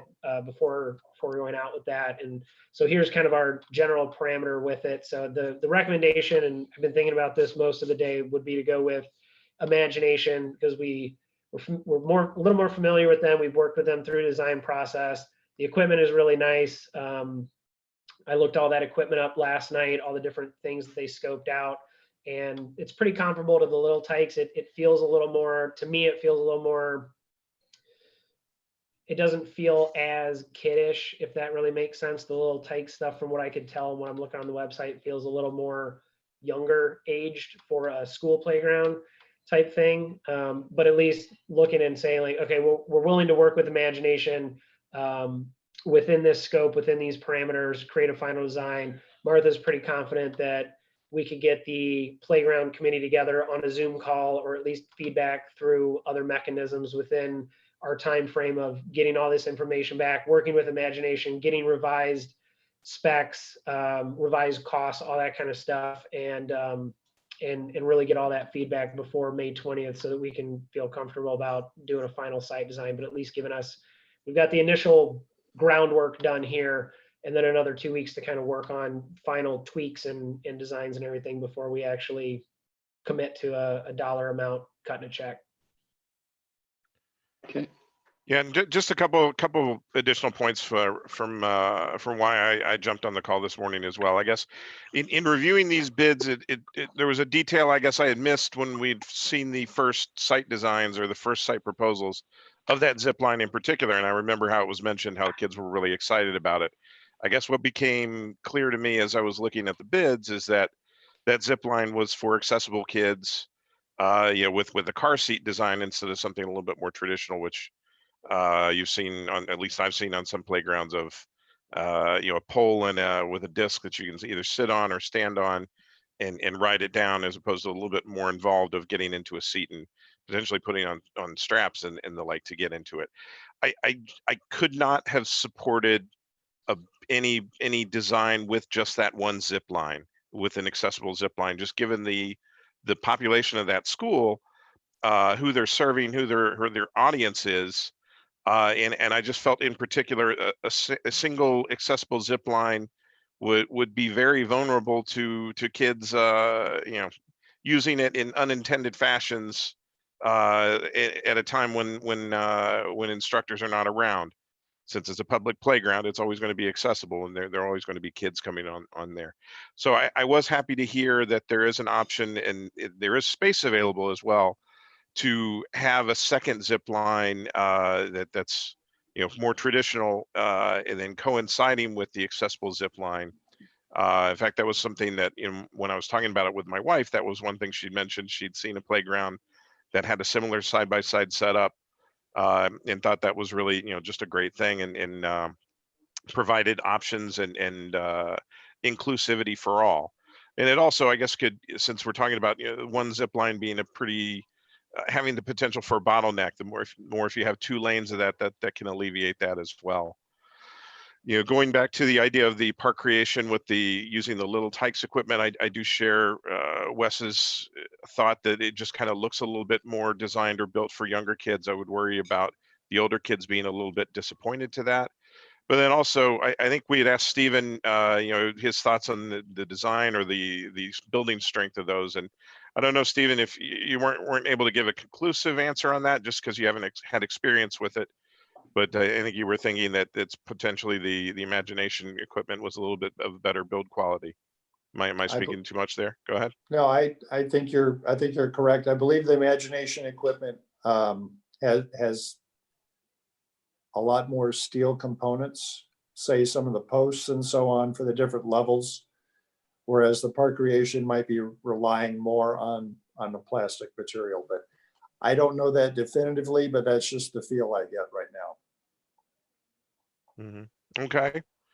So yeah, I guess that. And then Go ahead. really quick before we open it up for broader discussion, I do just want to slide in a quick comment for transparency purposes. We did have we had a very broad group on the playground committee, including parents, and one parent that was on the committee actually did work for Imagination Station for some part of her career. No longer works there, works in a different industry, but just to make sure that was on the up and up for any kind of conflict of interest type stuff. We did have a parent that is familiar with them as being a former employee, but is not currently an employee. So just wanted to get that out there. Yep, definitely. Thanks for bringing that up. I just had a couple of questions. I guess last time we met, I thought my understanding was when we met last time was that the playground committee had two designs. One was the design they recommended and wanted to go forward with, and one was an alternate design that was less expensive. They thought would be less expensive in case it didn't come into budget, and that we were going to go out then to these different vendors and get prices on them. And it sounds like now we're saying that we've got the prices, but we're not going to go with the lowest one for the reasons you gave. You said the quality is not the same, which okay, that's fine. I don't know anything about playground equipment, so I'll accept whatever you're saying on that. But the idea that we're going to go out and sort of continue to work on the design and possibly increase the amount of money spent above what the numbers come back, I guess that feels to me like we're kind of changing what we had intended to do. At least my understanding of what we had intended to do is that, Am I totally off base here, or? No, I think that's a good question. I don't think it would increase the cost. I think if anything, it would. So what we went to bid with is option 1 and option 2 with imagination. That is exactly what we looked at and said we want to have bid, and they gave us exactly those designs because it was their equipment that we used to build the design in the first place. So it is 100% exactly option 1, option 2. What I'm looking at is if we go with option 1 for that, which is the middle bid, we have the additional cost of the alternate 1 to do that second zip line, because that was a recommendation that went out with the bid, is for that zip line having 1 or 2 lanes to it, as Dan was kind of talking about. Option 2 is that lower bid. So what I'm kind of suggesting is we look at an option that's somewhere between 1 and 2. So hypothetically, less than 160, but possibly more than 121, or depending on whether you want to look at the alt 1 as a possible less than 172 or more than 121. But really just my thought is, do we, now that we're actually seeing it and seeing the space design and thinking about some of the traffic jam type comments that the kids were talking about, is there a feasible option to replace that zip line that still gets a broad use of everything that we want, minus like one thing, just looking at that final design and kind of really thinking about that. So I don't think that the cost would end up going more than what we have in front of us, but they'd be somewhere between option 1 and option 2, assuming we go with any of these vendors. Okay. But just really trying to hone that, getting that final feedback. Okay, here is the final thing. Here's the final vision. Is this what we're finally agreeing on? But at least just picking a vendor, but maybe not a final cost right now. On that topic of cost, are these costs are they all in cost? I mean, is this it in terms of the cost, or are there other costs that are hidden that we're going to discover later? How does that work exactly? No, this is the cost because this is the complete package when it's married with Berglund's contract. Okay. If you had not gone with Berglund, you'd gone outside, like in the fall after Berglund was done, the numbers would have been substantially higher because there's site work that you have to redo. Now Berglund's going to do that site work as part of the base contract. Okay. So I guess, I don't have a strong opinion about zip lines or anything else. But I guess if the board is okay with Wesley's proposal to take it back to the committee for further, design tweaks, I'm okay with that too. But I do think we need to set a firm number so that what I wouldn't want to have come back is that, and I'm sure that's not your intention either, Wesley, is that, it comes back with some really drastic changes and cost increases, and that the company comes to know it's going to cost more. I wouldn't want to be in that situation, essentially. So I think that, if the board is comfortable with making these proposed changes, I think we need to be clear about, what our constraints are. Yeah. Well, something important to note. I think the original budget we went into this with was 300, I believe. So not saying that we want to go up that high. I don't think, Dan, we never set a budget as a board. We never set a budget. Well, I think that was the expectation, was it? Yeah, we had a general expectation of somewhere between 200,000 and 300,000. So I mean, we're significantly below where we initially thought our bids were going to come in. I don't think we had that conversation, as far as I recall, about exactly what we wanted to spend. So. Well, okay. Well, regardless, not saying that that's something we would want to go to now, but that should at least be a part of it. Well, I guess you're not recalling that, but I think the stuff that Ramesh put together with all the different variations of contingencies, there was something like 200,000 or 300,000 in there as part of the overall project for playgrounds. Right. I remember the $200,000 in Ramesh's budget, but I don't think that's a number that the board ever sort of said, yeah, that's how much we were willing to spend. I think. Okay, gotcha. Right. No. I mean, I agree. I mean, I do recall. I mean, no, the board never came out and said, okay, we're not going to spend more than $200,000-$300,000. They do as a ballpark. I'm okay going forward with this proposal. I mean, understanding that. I mean, having done construction, I know there might be little tweaks, but I mean, I'm fine with like the minor design changes going forward with this. Yeah, I would like to interject on one point, in the sense that, because the next subject I'm going to bring up is a very important subject, which is the guaranteed maximum price. So you can't get to a guaranteed maximum price unless you have one of these numbers firmed up too. So that number has to be inserted into the contract. So it's very important that the sooner we get to that number, the better it'll be, so that we can come to a comprehensive. But I'll get to that in the next board. I'm going to say that I'm with David on this, if I can insert words into your mouth. But Wesley's proposal to take the option 1 plus the alternate 1 as a top end, plus or minus a little bit, you've got some flexibility, and then make design tweaks based on your committee comments is perfectly acceptable. I agree with that as well. Yeah, I'm okay. I agree. I don't want it to come back with a lot of drastic changes after you meet with the playground committee. I would hope that you guys would solidify that. So. And I don't want to do that either. I mean, I think the playground did some nice design work, gave a lot of great input. It's kind of a nice opportunity that, Wesley had suggested, kind of a stamp of approval plus a little bit, I mean, I think there are some minor considerations. I think they would appreciate that also. Probably in normal times, we would have done that more easily, but I think we can set them up with a Zoom session next week. And I think it's just that zipline seating issue, perhaps the 2-track zipline, and I'd appreciate their input on that. Yeah, and that's really my only hang up with it. So I think just be sure before we put this in the ground, is this zip line really, is it really going to get used? Is it really practical for the cost that's in there, or would we be better suited for a swing or something like that? Which a lot of the stuff I'm thinking of is cheaper. So doing a 160 plus 12, doing a 172 maximum cost. I mean, we either get this or we get some sort of reduced, maybe not all the way reduced down to option 2, but definitely not like going up to 200, 250 or something like that by any means. Okay. Should I move on to the next subject? Yes. Okay. This is the construction. As I normally show some pictures of construction at the various sites. So this is Ames in progress right now.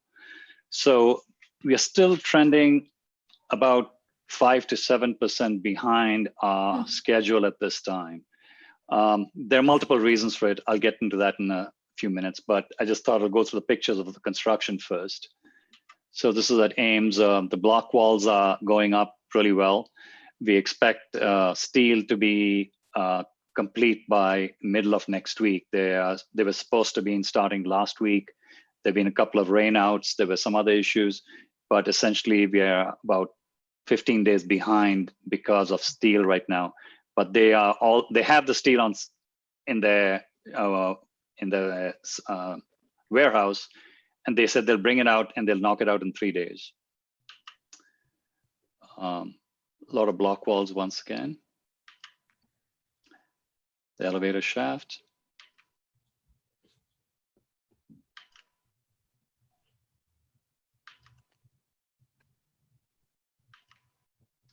This is the bricked up interior of the gymnasium at Ames.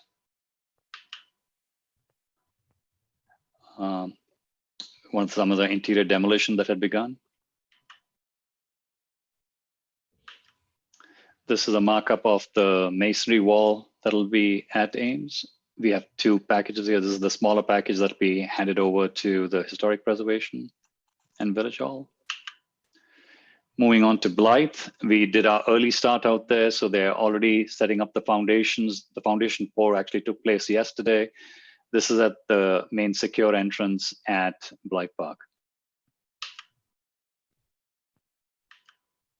Interior demolition had just started that morning.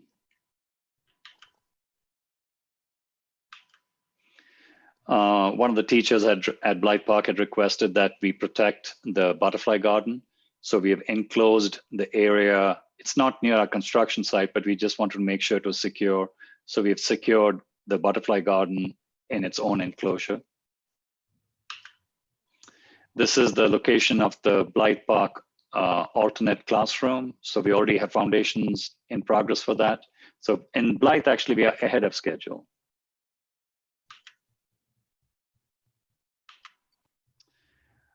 Moving on to Central. This is the Central elevator shaft masonry. It's already 2.5 stories high. It's making good progress there. This is from the courtyard looking in. You're looking at the masonry wall, and this is the hydromobile from which they actually lay their blocks down. A bigger, larger, expansive view of that. Okay, so that takes us through the pictures of where we are with construction. Now we get to the most interesting part of this evening, at least for me, which is the guaranteed maximum price, the introduction on that subject. So I really, really want you to interrupt me at every stage, because you're going to see lots of numbers in here. So absolutely feel free to interrupt me, because I mean, when I explain this, it's a difficult subject to understand because it's a commitment that you're making on dollars. And you've got to understand why we're making this, what's the difference between this as compared to a traditional bid. I'm going to walk you through that entire process. When we chose a construction manager, the advantage that we had was we could go to a guaranteed maximum price that was advantageous to the school district. Let me explain that to you. So GMP stands for guaranteed maximum price. If we had gone a traditional method of documentation that DLA had put together a bid package and we had bid it out to multiple vendors, those vendors would have looked at the drawings. They have not seen the interior of the building because they don't know, they haven't had the experience of opening up the walls. They haven't seen what the soil conditions are. They're basically making a bid based purely on the documentation that was received. So the likelihood of them padding those numbers to capture contingencies would be fairly high. What I mean by that is, if they see $100,000 worth of work come in from their subcontractors, they say, Mr. Mason, you bid us $50,000, but you know what? I think it's going to cost you $25,000 more because this is an existing building. There's renovation in there. When you pull apart the building, you don't know what you're going to encounter. I don't want to change order on that. Or they would exclude it, and the school district be required to go back and pay additional monies to the contractor as these hidden conditions were exposed. So there are two conditions that we would have had in case we went with a traditional bid. We would end up with a number that we can't change because we have to go with the lowest responsible bidder by legal definition, number one. And the second part of it is, if they had padded their numbers, there was no way for us to know where they had done the padding because it would have been a lump sum bid. We would have seen 16,500,000 or 17 million. We could have asked them questions on it, but it would have been impossible for us to go and change that number because that's how a lump sum bid works. You have to take it or leave it. You can ask them questions. Do you include it? You can try and find out how valid the number was, but you can't change the number. That's how it would have worked. In the case that when we went with Berglund, they told us what their profit margin is, what their general conditions for their management costs were. They told us what their bond fee was. They told us what their insurance costs were. So we had the foresight to capture a lot of the costs upfront. So let me start with my columns out here. So if you look at, I haven't shared this yet. This will be in your board package coming up, but I just wanted to walk you through this information so that it can be, I can explain the elements in it so it's easier to follow through. Everything is followed in columns, not across the rows, it's in columns. So on the first column that you see, A, let me blow this up if you can't see it. Yeah, thank you. That's much better. Yeah, I'm sorry. So in column A, that's the base contract that Berglund bid to us when we approved them in October of 2019. They said that their pre-construction costs were $18,339.60. They said that their general conditions, this is for their superintendents and their project manager, this is what their costs were. And this was their minimal general requirements that they had identified at that time. The board approved this portion of the contract, which you see in light blue on 10/16. So this was our commitment to them at that time, but this was not including construction costs. It was, we were trying to understand what their management costs were. So this is what they told us. And they said that they would charge us 2.75% of the trade packages as profit.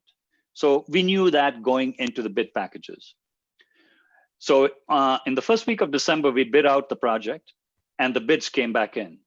So you see this column out here, which I call column X. They gave us these numbers after vetting their contractors.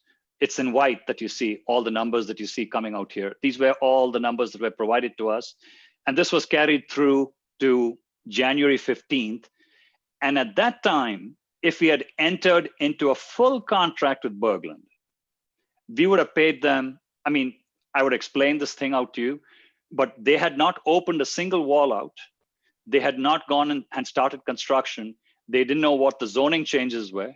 They did not know what other additional costs were there. So they had come back to us and said the project was going to be $15,617,754 was the number that they had proposed to us. We did not approve that. If you remember at that meeting in January, we decided to go with selective packages per my recommendation because we were not sure where the zoning was headed to, number one. Number two is we were trying to get our building permits. We had issues with our timeline.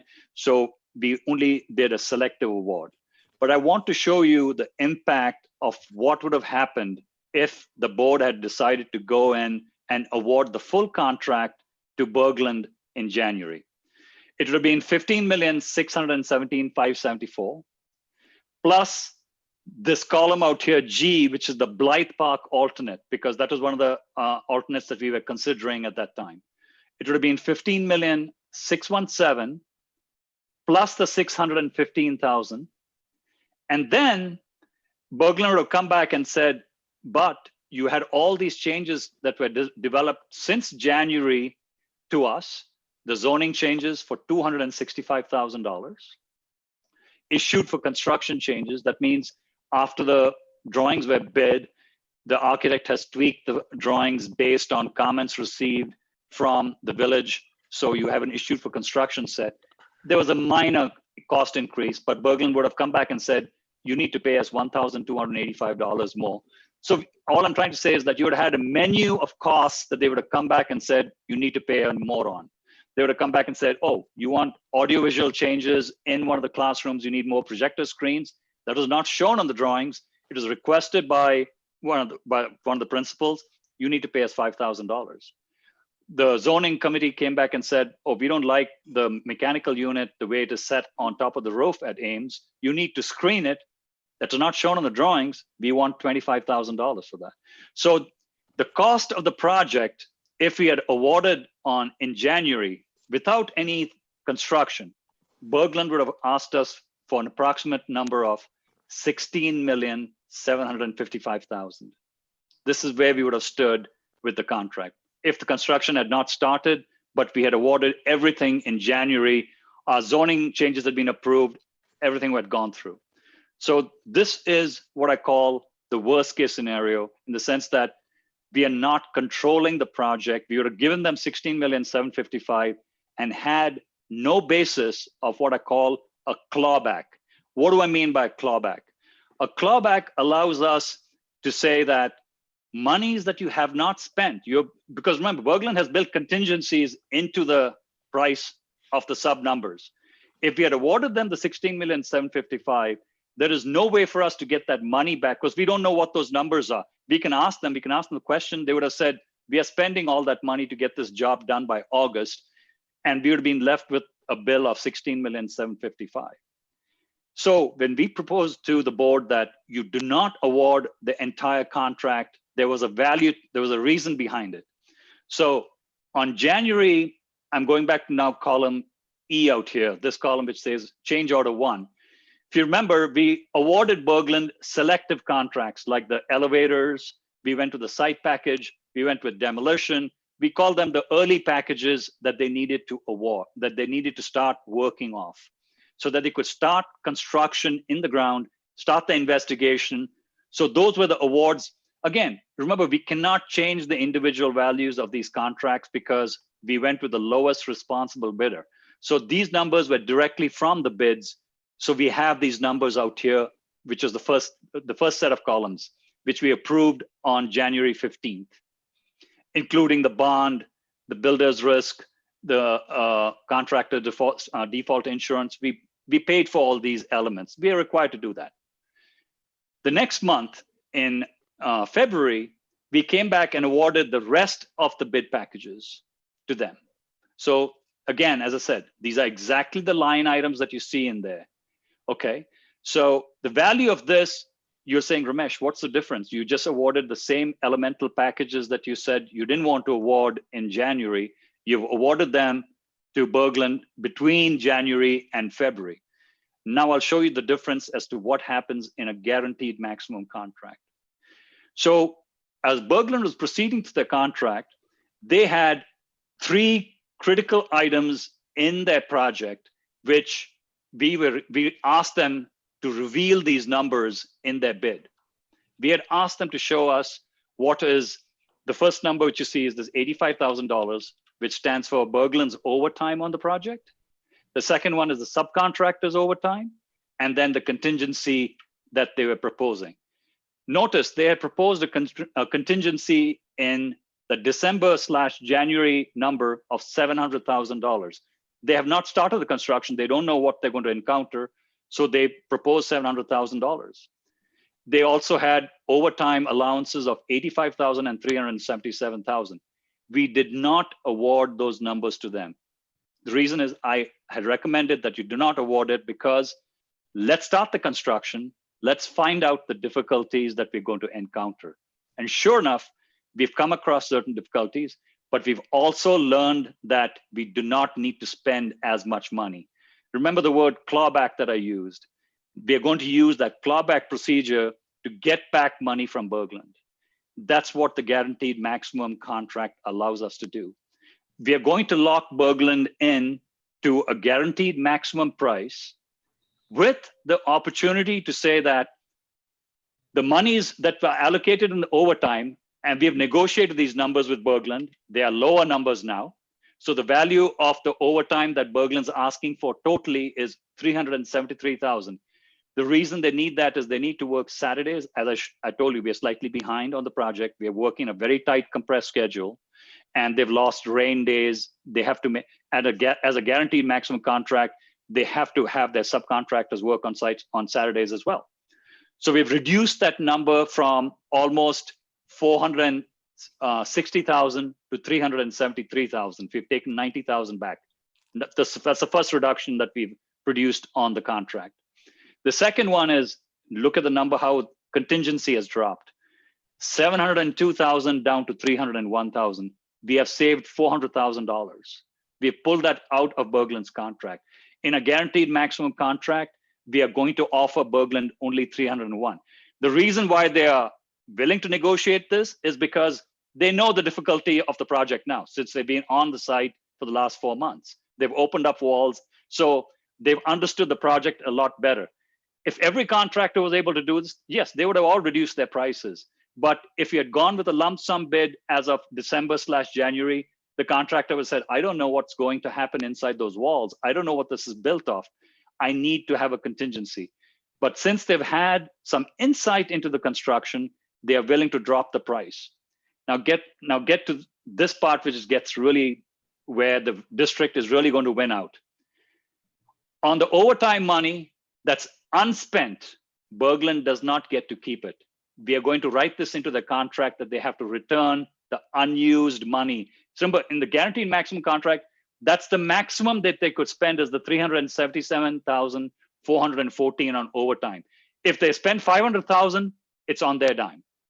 But if they spend $250,000, the difference between $250,000 and $373,000 is returned back to the school district. So it's a win-win for us from that point.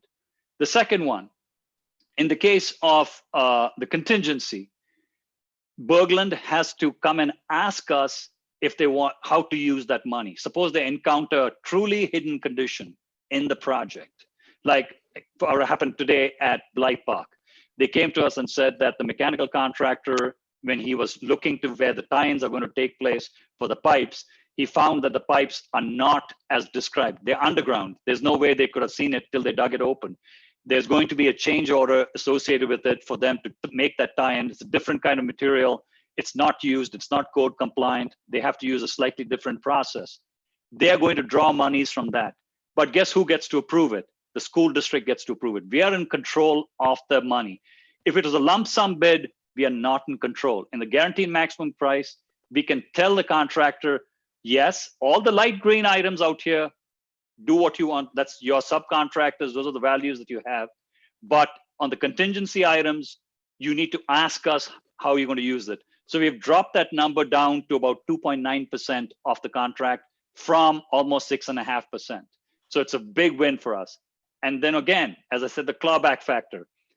Any money is left in the contingency at the end of the project, we split it 50-50. So it's in Berglund's interest to save as much of it as possible. And it's in our interest to get as much of it back as possible. So once again, we're going to get monies back. The third one, this orange column out here represents all the sub packages. The subcontractors included allowances in their numbers. We know what those allowances are because again, as part of a guaranteed maximum contract, we asked them to show us what those allowances were. It adds up to about 300,000. These are what I call known unknowns. Let me explain what that means. Suppose you're in a renovating a classroom. I'm giving a simple example. You're renovating a classroom, you have a painter. He can bid painting the 4 walls as part of his contract. That's what he's going to bid to get the job. But he's also going to come back and say, you know what, just outside that classroom, when you built those walls, you would have damaged the plaster in the corridor. You're going to come back and ask me to paint it. There's nowhere in the drawing it says that you need to paint that. You're going to ask me to do it. Therefore, I'm going to add additional monies for it. And that is part of what we call a known unknown. And there's monies of that in this contract. Once again, the monies that they don't use of that, they are going to return 100% of it back to the school district. There's no sharing in that with Berglund. Berglund has only a shared saving in the contingency. So think of the 3 buckets. There's a known unknown, which the subcontractors carry. If they don't use that money, again, Berglund has to ask us each month as they use that. We know exactly how much is being spent of that money. Whatever is left in that pot reverts back to the school district. We're getting monies back. From the overtime allowances, anything that's left in the package is returned 100% back to the school district. And thirdly, in the case of the contingency, it's a 50-50 split between the owner and Berglund. That's how we will arrive at a guaranteed maximum price. Remember what I told you at the beginning of the guaranteed maximum price exercise. If we had awarded the project to Berglund in January, our outlay would have been approximately $16,755,000. Right now, after negotiating these values with Berglund, we have dropped it almost $600,000.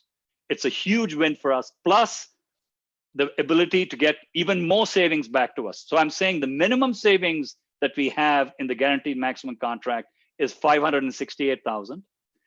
If there are savings on the contingencies, on the allowances, and the overtime, we get even more monies back. The final number will be determined at the closure of the project because some of these values, for example, the playground, I have a value, I had put into $143,000 in there. If that number changes to 160, Berglund's going to put 160,000 into this number. So this number will be moving a little bit, but the ability for us to go into a guaranteed maximum contract is a win-win for both the school district and to Berglund. For Berglund, the advantage is they know the total value of the project. They know that this is the amount that, and they can increase their profits by saving on the contingency, but nowhere else can they draw additional monies from. For us, the guaranteed maximum says, Berglund, if you encounter costs in excess of the contingency values that we have indicated in here, you're on your own. It's your cost. So this is the maximum threshold that we would pay out on this job. We wouldn't pay more than this. that's what we arrive at as what I call the guaranteed maximum contract. I mean, I'm giving you as simple and as time constrained breakout as possible, but our savings can range anywhere from 568,000 to a maximum of 1.2 million. How does that happen if there's no overtime expended, which is not true because they've already overspent some overtime. But I want to show you the range of the savings that are possible in the guaranteed maximum contract. And there was a big give and take on this between Berglund. We had to negotiate with the executive committees at Berglund. We finally reached this agreement this morning saying that we had to present something to the board so that we can take this to the full meeting on the 20th of May. But I just wanted to give you a general idea as to how a GMP is arrived at and how the monies are utilized and how the monies are returned to the school district. The advantages of going to a guaranteed maximum contract. I've spoken about this multiple times in previous board meetings, but finally we are getting to one. And I just wanted to present how it's advantageous to us. So feel free to ask me any questions as to how this is valuable. Any questions that you have.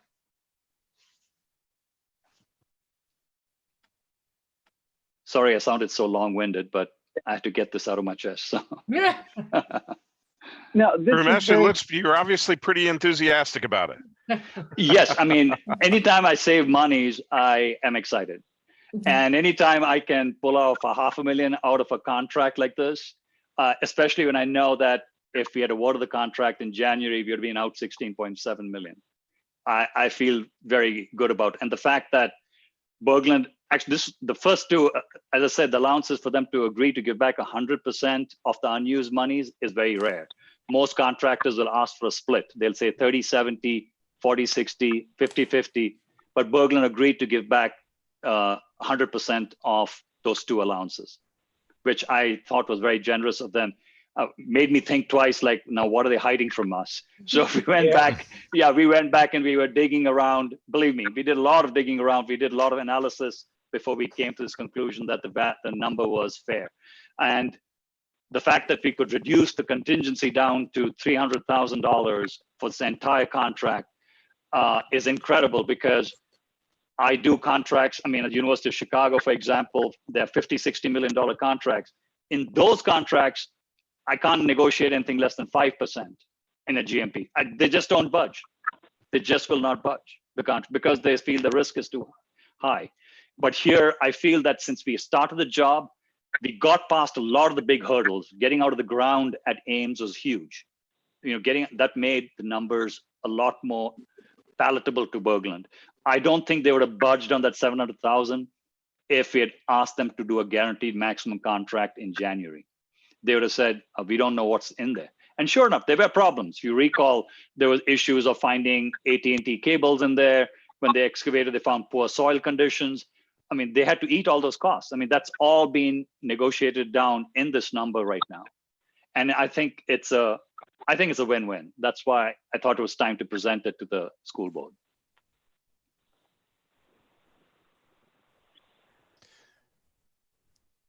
Ramesh, this is really good.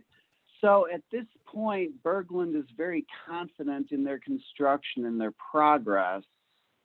That's a lot what this is about as well, correct? That's correct. That is correct, because they would not take the risk of guaranteeing. And remember, this means they're guaranteeing that the job finishes by the 14th of October. Not October. Oh, sorry, August. I'm sorry. I was about to say. Of August, pardon me. Yeah. No, I found this helpful, Ramesh. I appreciate it. Thank you. Yeah, thank you. Yeah. No, this is great news that we can keep up that type of pace and the savings that you've gotten. Thank you. I agree. Yeah, that's very helpful. And your excitement. Yeah, I'm an excitable guy. Sorry. Yeah. Love it. Yep. All right. Yeah. So, I mean, again, I will share the full value of this package going into the 20th board meeting. At that time, we would need to approve GMP so that Berglund can go forward and start to execute. That's great. And it Yep. seems that we're well on our way to doing that with the playgrounds being closer.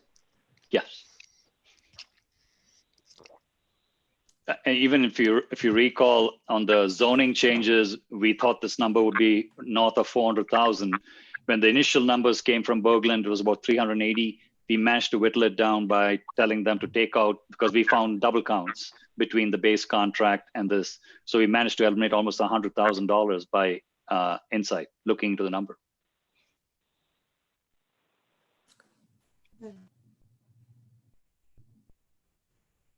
Thank you for your detail. Yeah, it's fantastic. Yeah. Okay. Steve or Ryan, do you want to chime in with any comments that you have on the GMP process? You guys comfortable with what we have done? I think you covered everything very well. Thank you.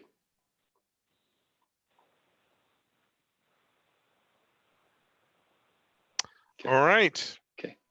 Thanks so much, Ramesh. Sure. Let me close my share and return the control back to Don. Don, do I need to do anything to return control? Is Don still there? Yeah, he's He's there. on mute. You Okay. should be able to like go to my window and make me the host. Got it. I believe I can request it. Hold on. I got it. Yeah, there we go. Okay. Thank you. Okay. We'll work towards getting the playground numbers in the next week and a half and the GMP ready. Thank you so much. Thank you, Ramesh. Thank you. Yes. Thanks so much, Ramesh. Bye-bye. Okay, so next we have items for the Personnel Committee. Is there anything for the Personnel Committee tonight? Pass. Pass, okay. Policy Committee, any exciting policies out there, Dave? No policy committees, though there's just one thing that I might want to bring up. I know Martha, you sent something out today regarding a policy that I know has been on the radar, but given sort of all the pandemic preparedness going on, and I know Pam, you've been thinking about it as well. So if you don't mind to elaborate just a little bit on it, but that might be coming up in about possibly in the June board meeting. Sure. The Wellness Committee was just asked to review the wellness policy, which we have done, and there's a specific template that Illinois State Board of Education wants us to put the wellness policy in. So the committee, we're required to do that every 3 years, and we finished the process in March. It's been reviewed and documented as far as our wellness policy in this ISBE template. So we will have that's ready for review. You have time. Oh, but we won't have like the 100 or so that we had the other time. So Oh, bummer. yeah. What we could do is we could do like a first review of the wellness policy at the May board meeting and then approve it in June. But Pam's been working with our wellness committee and has made some nice required revisions. What had come up today is the State Board of Ed was going to allow us a year to update it because of the pandemic, but because we're close to being done, I think maybe we should move it forward. Right. You're supposed to review it every 3 years. That just came out last year. That information came out that it should be reviewed. And we typically have been reviewing it, looking at it annually to see if there's any changes. There really haven't been, but they wanted information and more of a 10-page kind of a family user-friendly format as well, which we've done.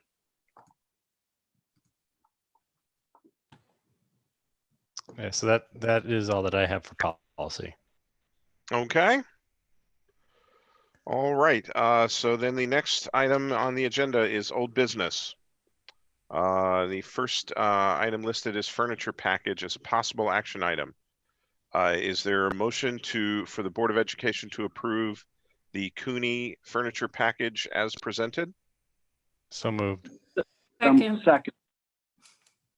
All right. Is there any discussion? Go ahead. Is there any discussion? On the basis of the fact that the Cooney proposal was the most complete and reasonable, I think that's all we need. Okay. Are we ready to vote? Yes. Jim, can you call the roll? Mr. Barsadi, Aye. Ms. Kleiber, Aye. Mr. Marhall, Aye. Mr. Miller, Aye. Mr. Muirhead, Aye. Ms. Murphy, Aye. Mr. Hunt. Aye. Motion passes. All right. The next item on the agenda, catch up here, is the Ames Playground bids consideration and potential approval. So I think what we've discussed is we're looking to move forward with the one vendor, which was Imagination this evening. So I'm sorry? Did we get any direction on like what exactly we want this wording? So we talked about that the board would move to recommend the preferred vendor of Imagination to the Berglund Construction Company. So it's not really a formal approval of the bid. It's that the board recommends the preferred to move forward with the preferred vendor to Berglund, to recommend that to Berglund Construction.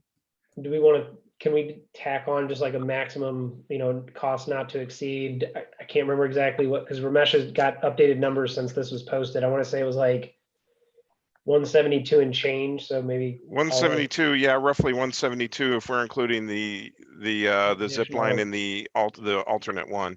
Yeah. So should it be Then like, I'd like to. Go ahead, Joel. No, then I think I'd like to move forward with recommending to Berglund to start talking to Imagination, and for the playground committee to vet that design with a cost that comes in under about $175,000. Okay. What's the dollar amount that you said? I'm actually going to write it here on the motion for us, Dan, that preserves. I think Joel said 175, under 175. I said under 175. That gives the committee a little bit of flexibility to adjust the design appropriately to fit the needs of after everyone has seen what is really being proposed. I guess my only question with putting that dollar amount, because we're talking 172 and change, and then we're talking possibly some tweaks. And I know we were discussing earlier about 200,000. I mean, I don't want to go higher than that, but than 200,000. But I want to make sure there's flexibility to get the design that we want and the layout that we want for the playground. And so I guess I'm looking to Dan and Wesley for your inputs on that. I don't think it should exceed. So I guess my thought was if we were going to replace the $22,000 of a zip line, it wouldn't be for equipment that cost more than $22,000. I'm not looking to exceed the cost of the exact design specs. Kind of to Jeff's point, this is what we asked for, this is what we got, and now we're kind of going back and saying tweak it a little bit, but I had no intention of going higher than that. So I guess I don't know how much all these different pieces of equipment cost that we could swap out, but kind of taking a skim through the different ones in there, I don't think it would cost more than 175. So I don't see any reason why we wouldn't be able to stay within that. I support what Wesley just said. I mean, So do I. There's very much a tendency if we say, okay, the budget's 200,000, that we're a very strong temptation, I think, that it's going to actually reach that number. Yeah. So I agree. I agree. I would, if we sort of thought we had a great design at 172, I think we should try Stick to, with it. if we want to tweak it, we can tweak it, but I think we should stick to that number. Yeah. No, I guess I agree. no, right. No, I agree too. I just, like I said, we didn't really come up. I mean, we saw like 172 in the meeting. I just wanted to make sure that was still a fair number. So that's, Yeah, no, appreciate it. I appreciate that question. I think 175 is fine. I don't want to push it any higher either. So all right, that sounds good. I'm Force us fine with into Well, it. Yep. and let me know if this makes sense. And I don't want to open up a whole can of worms. So if I do, please tell me to shut up. But so whereas Wes is talking about a design tweak, I guess would it make sense at our next meeting to take a look at the 172 design inclusive of the zip line, accessible and non-accessible, full in 172, as compared to the option B as to the playground committee, whatever the tweaks are? yes. Would that make sense to review and pick and choose between those two options? I'm not quite sure, not sure I totally understand what you're saying. What are the options, Dan? What exactly are you proposing here? Essentially, the one option to look at next week would be the full in option we're looking at now, option 1, plus the additional zip line for 2 zip lines at 172. Okay. And then contrasting that with the tweaks that Wes has from the playground committee. Okay, but that sort of still putting a cap of 172. Is that the idea? 175, I think we said, or 172, whatever it would be. Yes. Yeah, I think maybe to say that slightly differently, essentially approving option 1 with the alternate as our cap and potentially having a second option. And I think what we would come back with is just the final option that would not be in excess of the one we're talking about tonight, but might be slightly lower for final approval with a couple tweaks to it. I don't know if that helps or makes it more. Yeah. All right, let's vote. Okay, well, we need to have a motion first. So. Okay. Sorry. So, all right. So is there a motion that the board recommend the preferred vendor Imagination to Berglund Construction Company for the Ames Playground with a built-in cost limit of $175,000? So moved. Second. All right, Jim, please call the roll. I answered it once there. So, Mr. Muirhead. Aye. Mr. Barsati. Aye. Mr. Marhall. Aye. Ms. Murphy. Aye. Ms. Clyburn. Aye. Mr. Miller. Aye. Mr. Hunt. Aye. Motion passed. Okay, so moving down the list. So I think now, how do we do this here? We don't have the closed session or proposed second closed session listed. Should I read that out after future meeting dates? Yeah. Okay. So future meeting dates, May 20th, regular business meeting remotely at 7 p.m. The board will enter into closed session at 6:30 p.m. if necessary and return to open session at 7. On June 3rd, 2020, we have a committee of the whole. Location is TBD. June 17th, regular business meeting. Location is TBD at 7 p.m. Board will enter into closed session at 6:30 p.m. if necessary and return to open session at 7 p.m. And as I'm, go ahead. Sorry, I'm going to interrupt. Sorry, my apologies. We had talked about revising the June to just one June meeting. Okay.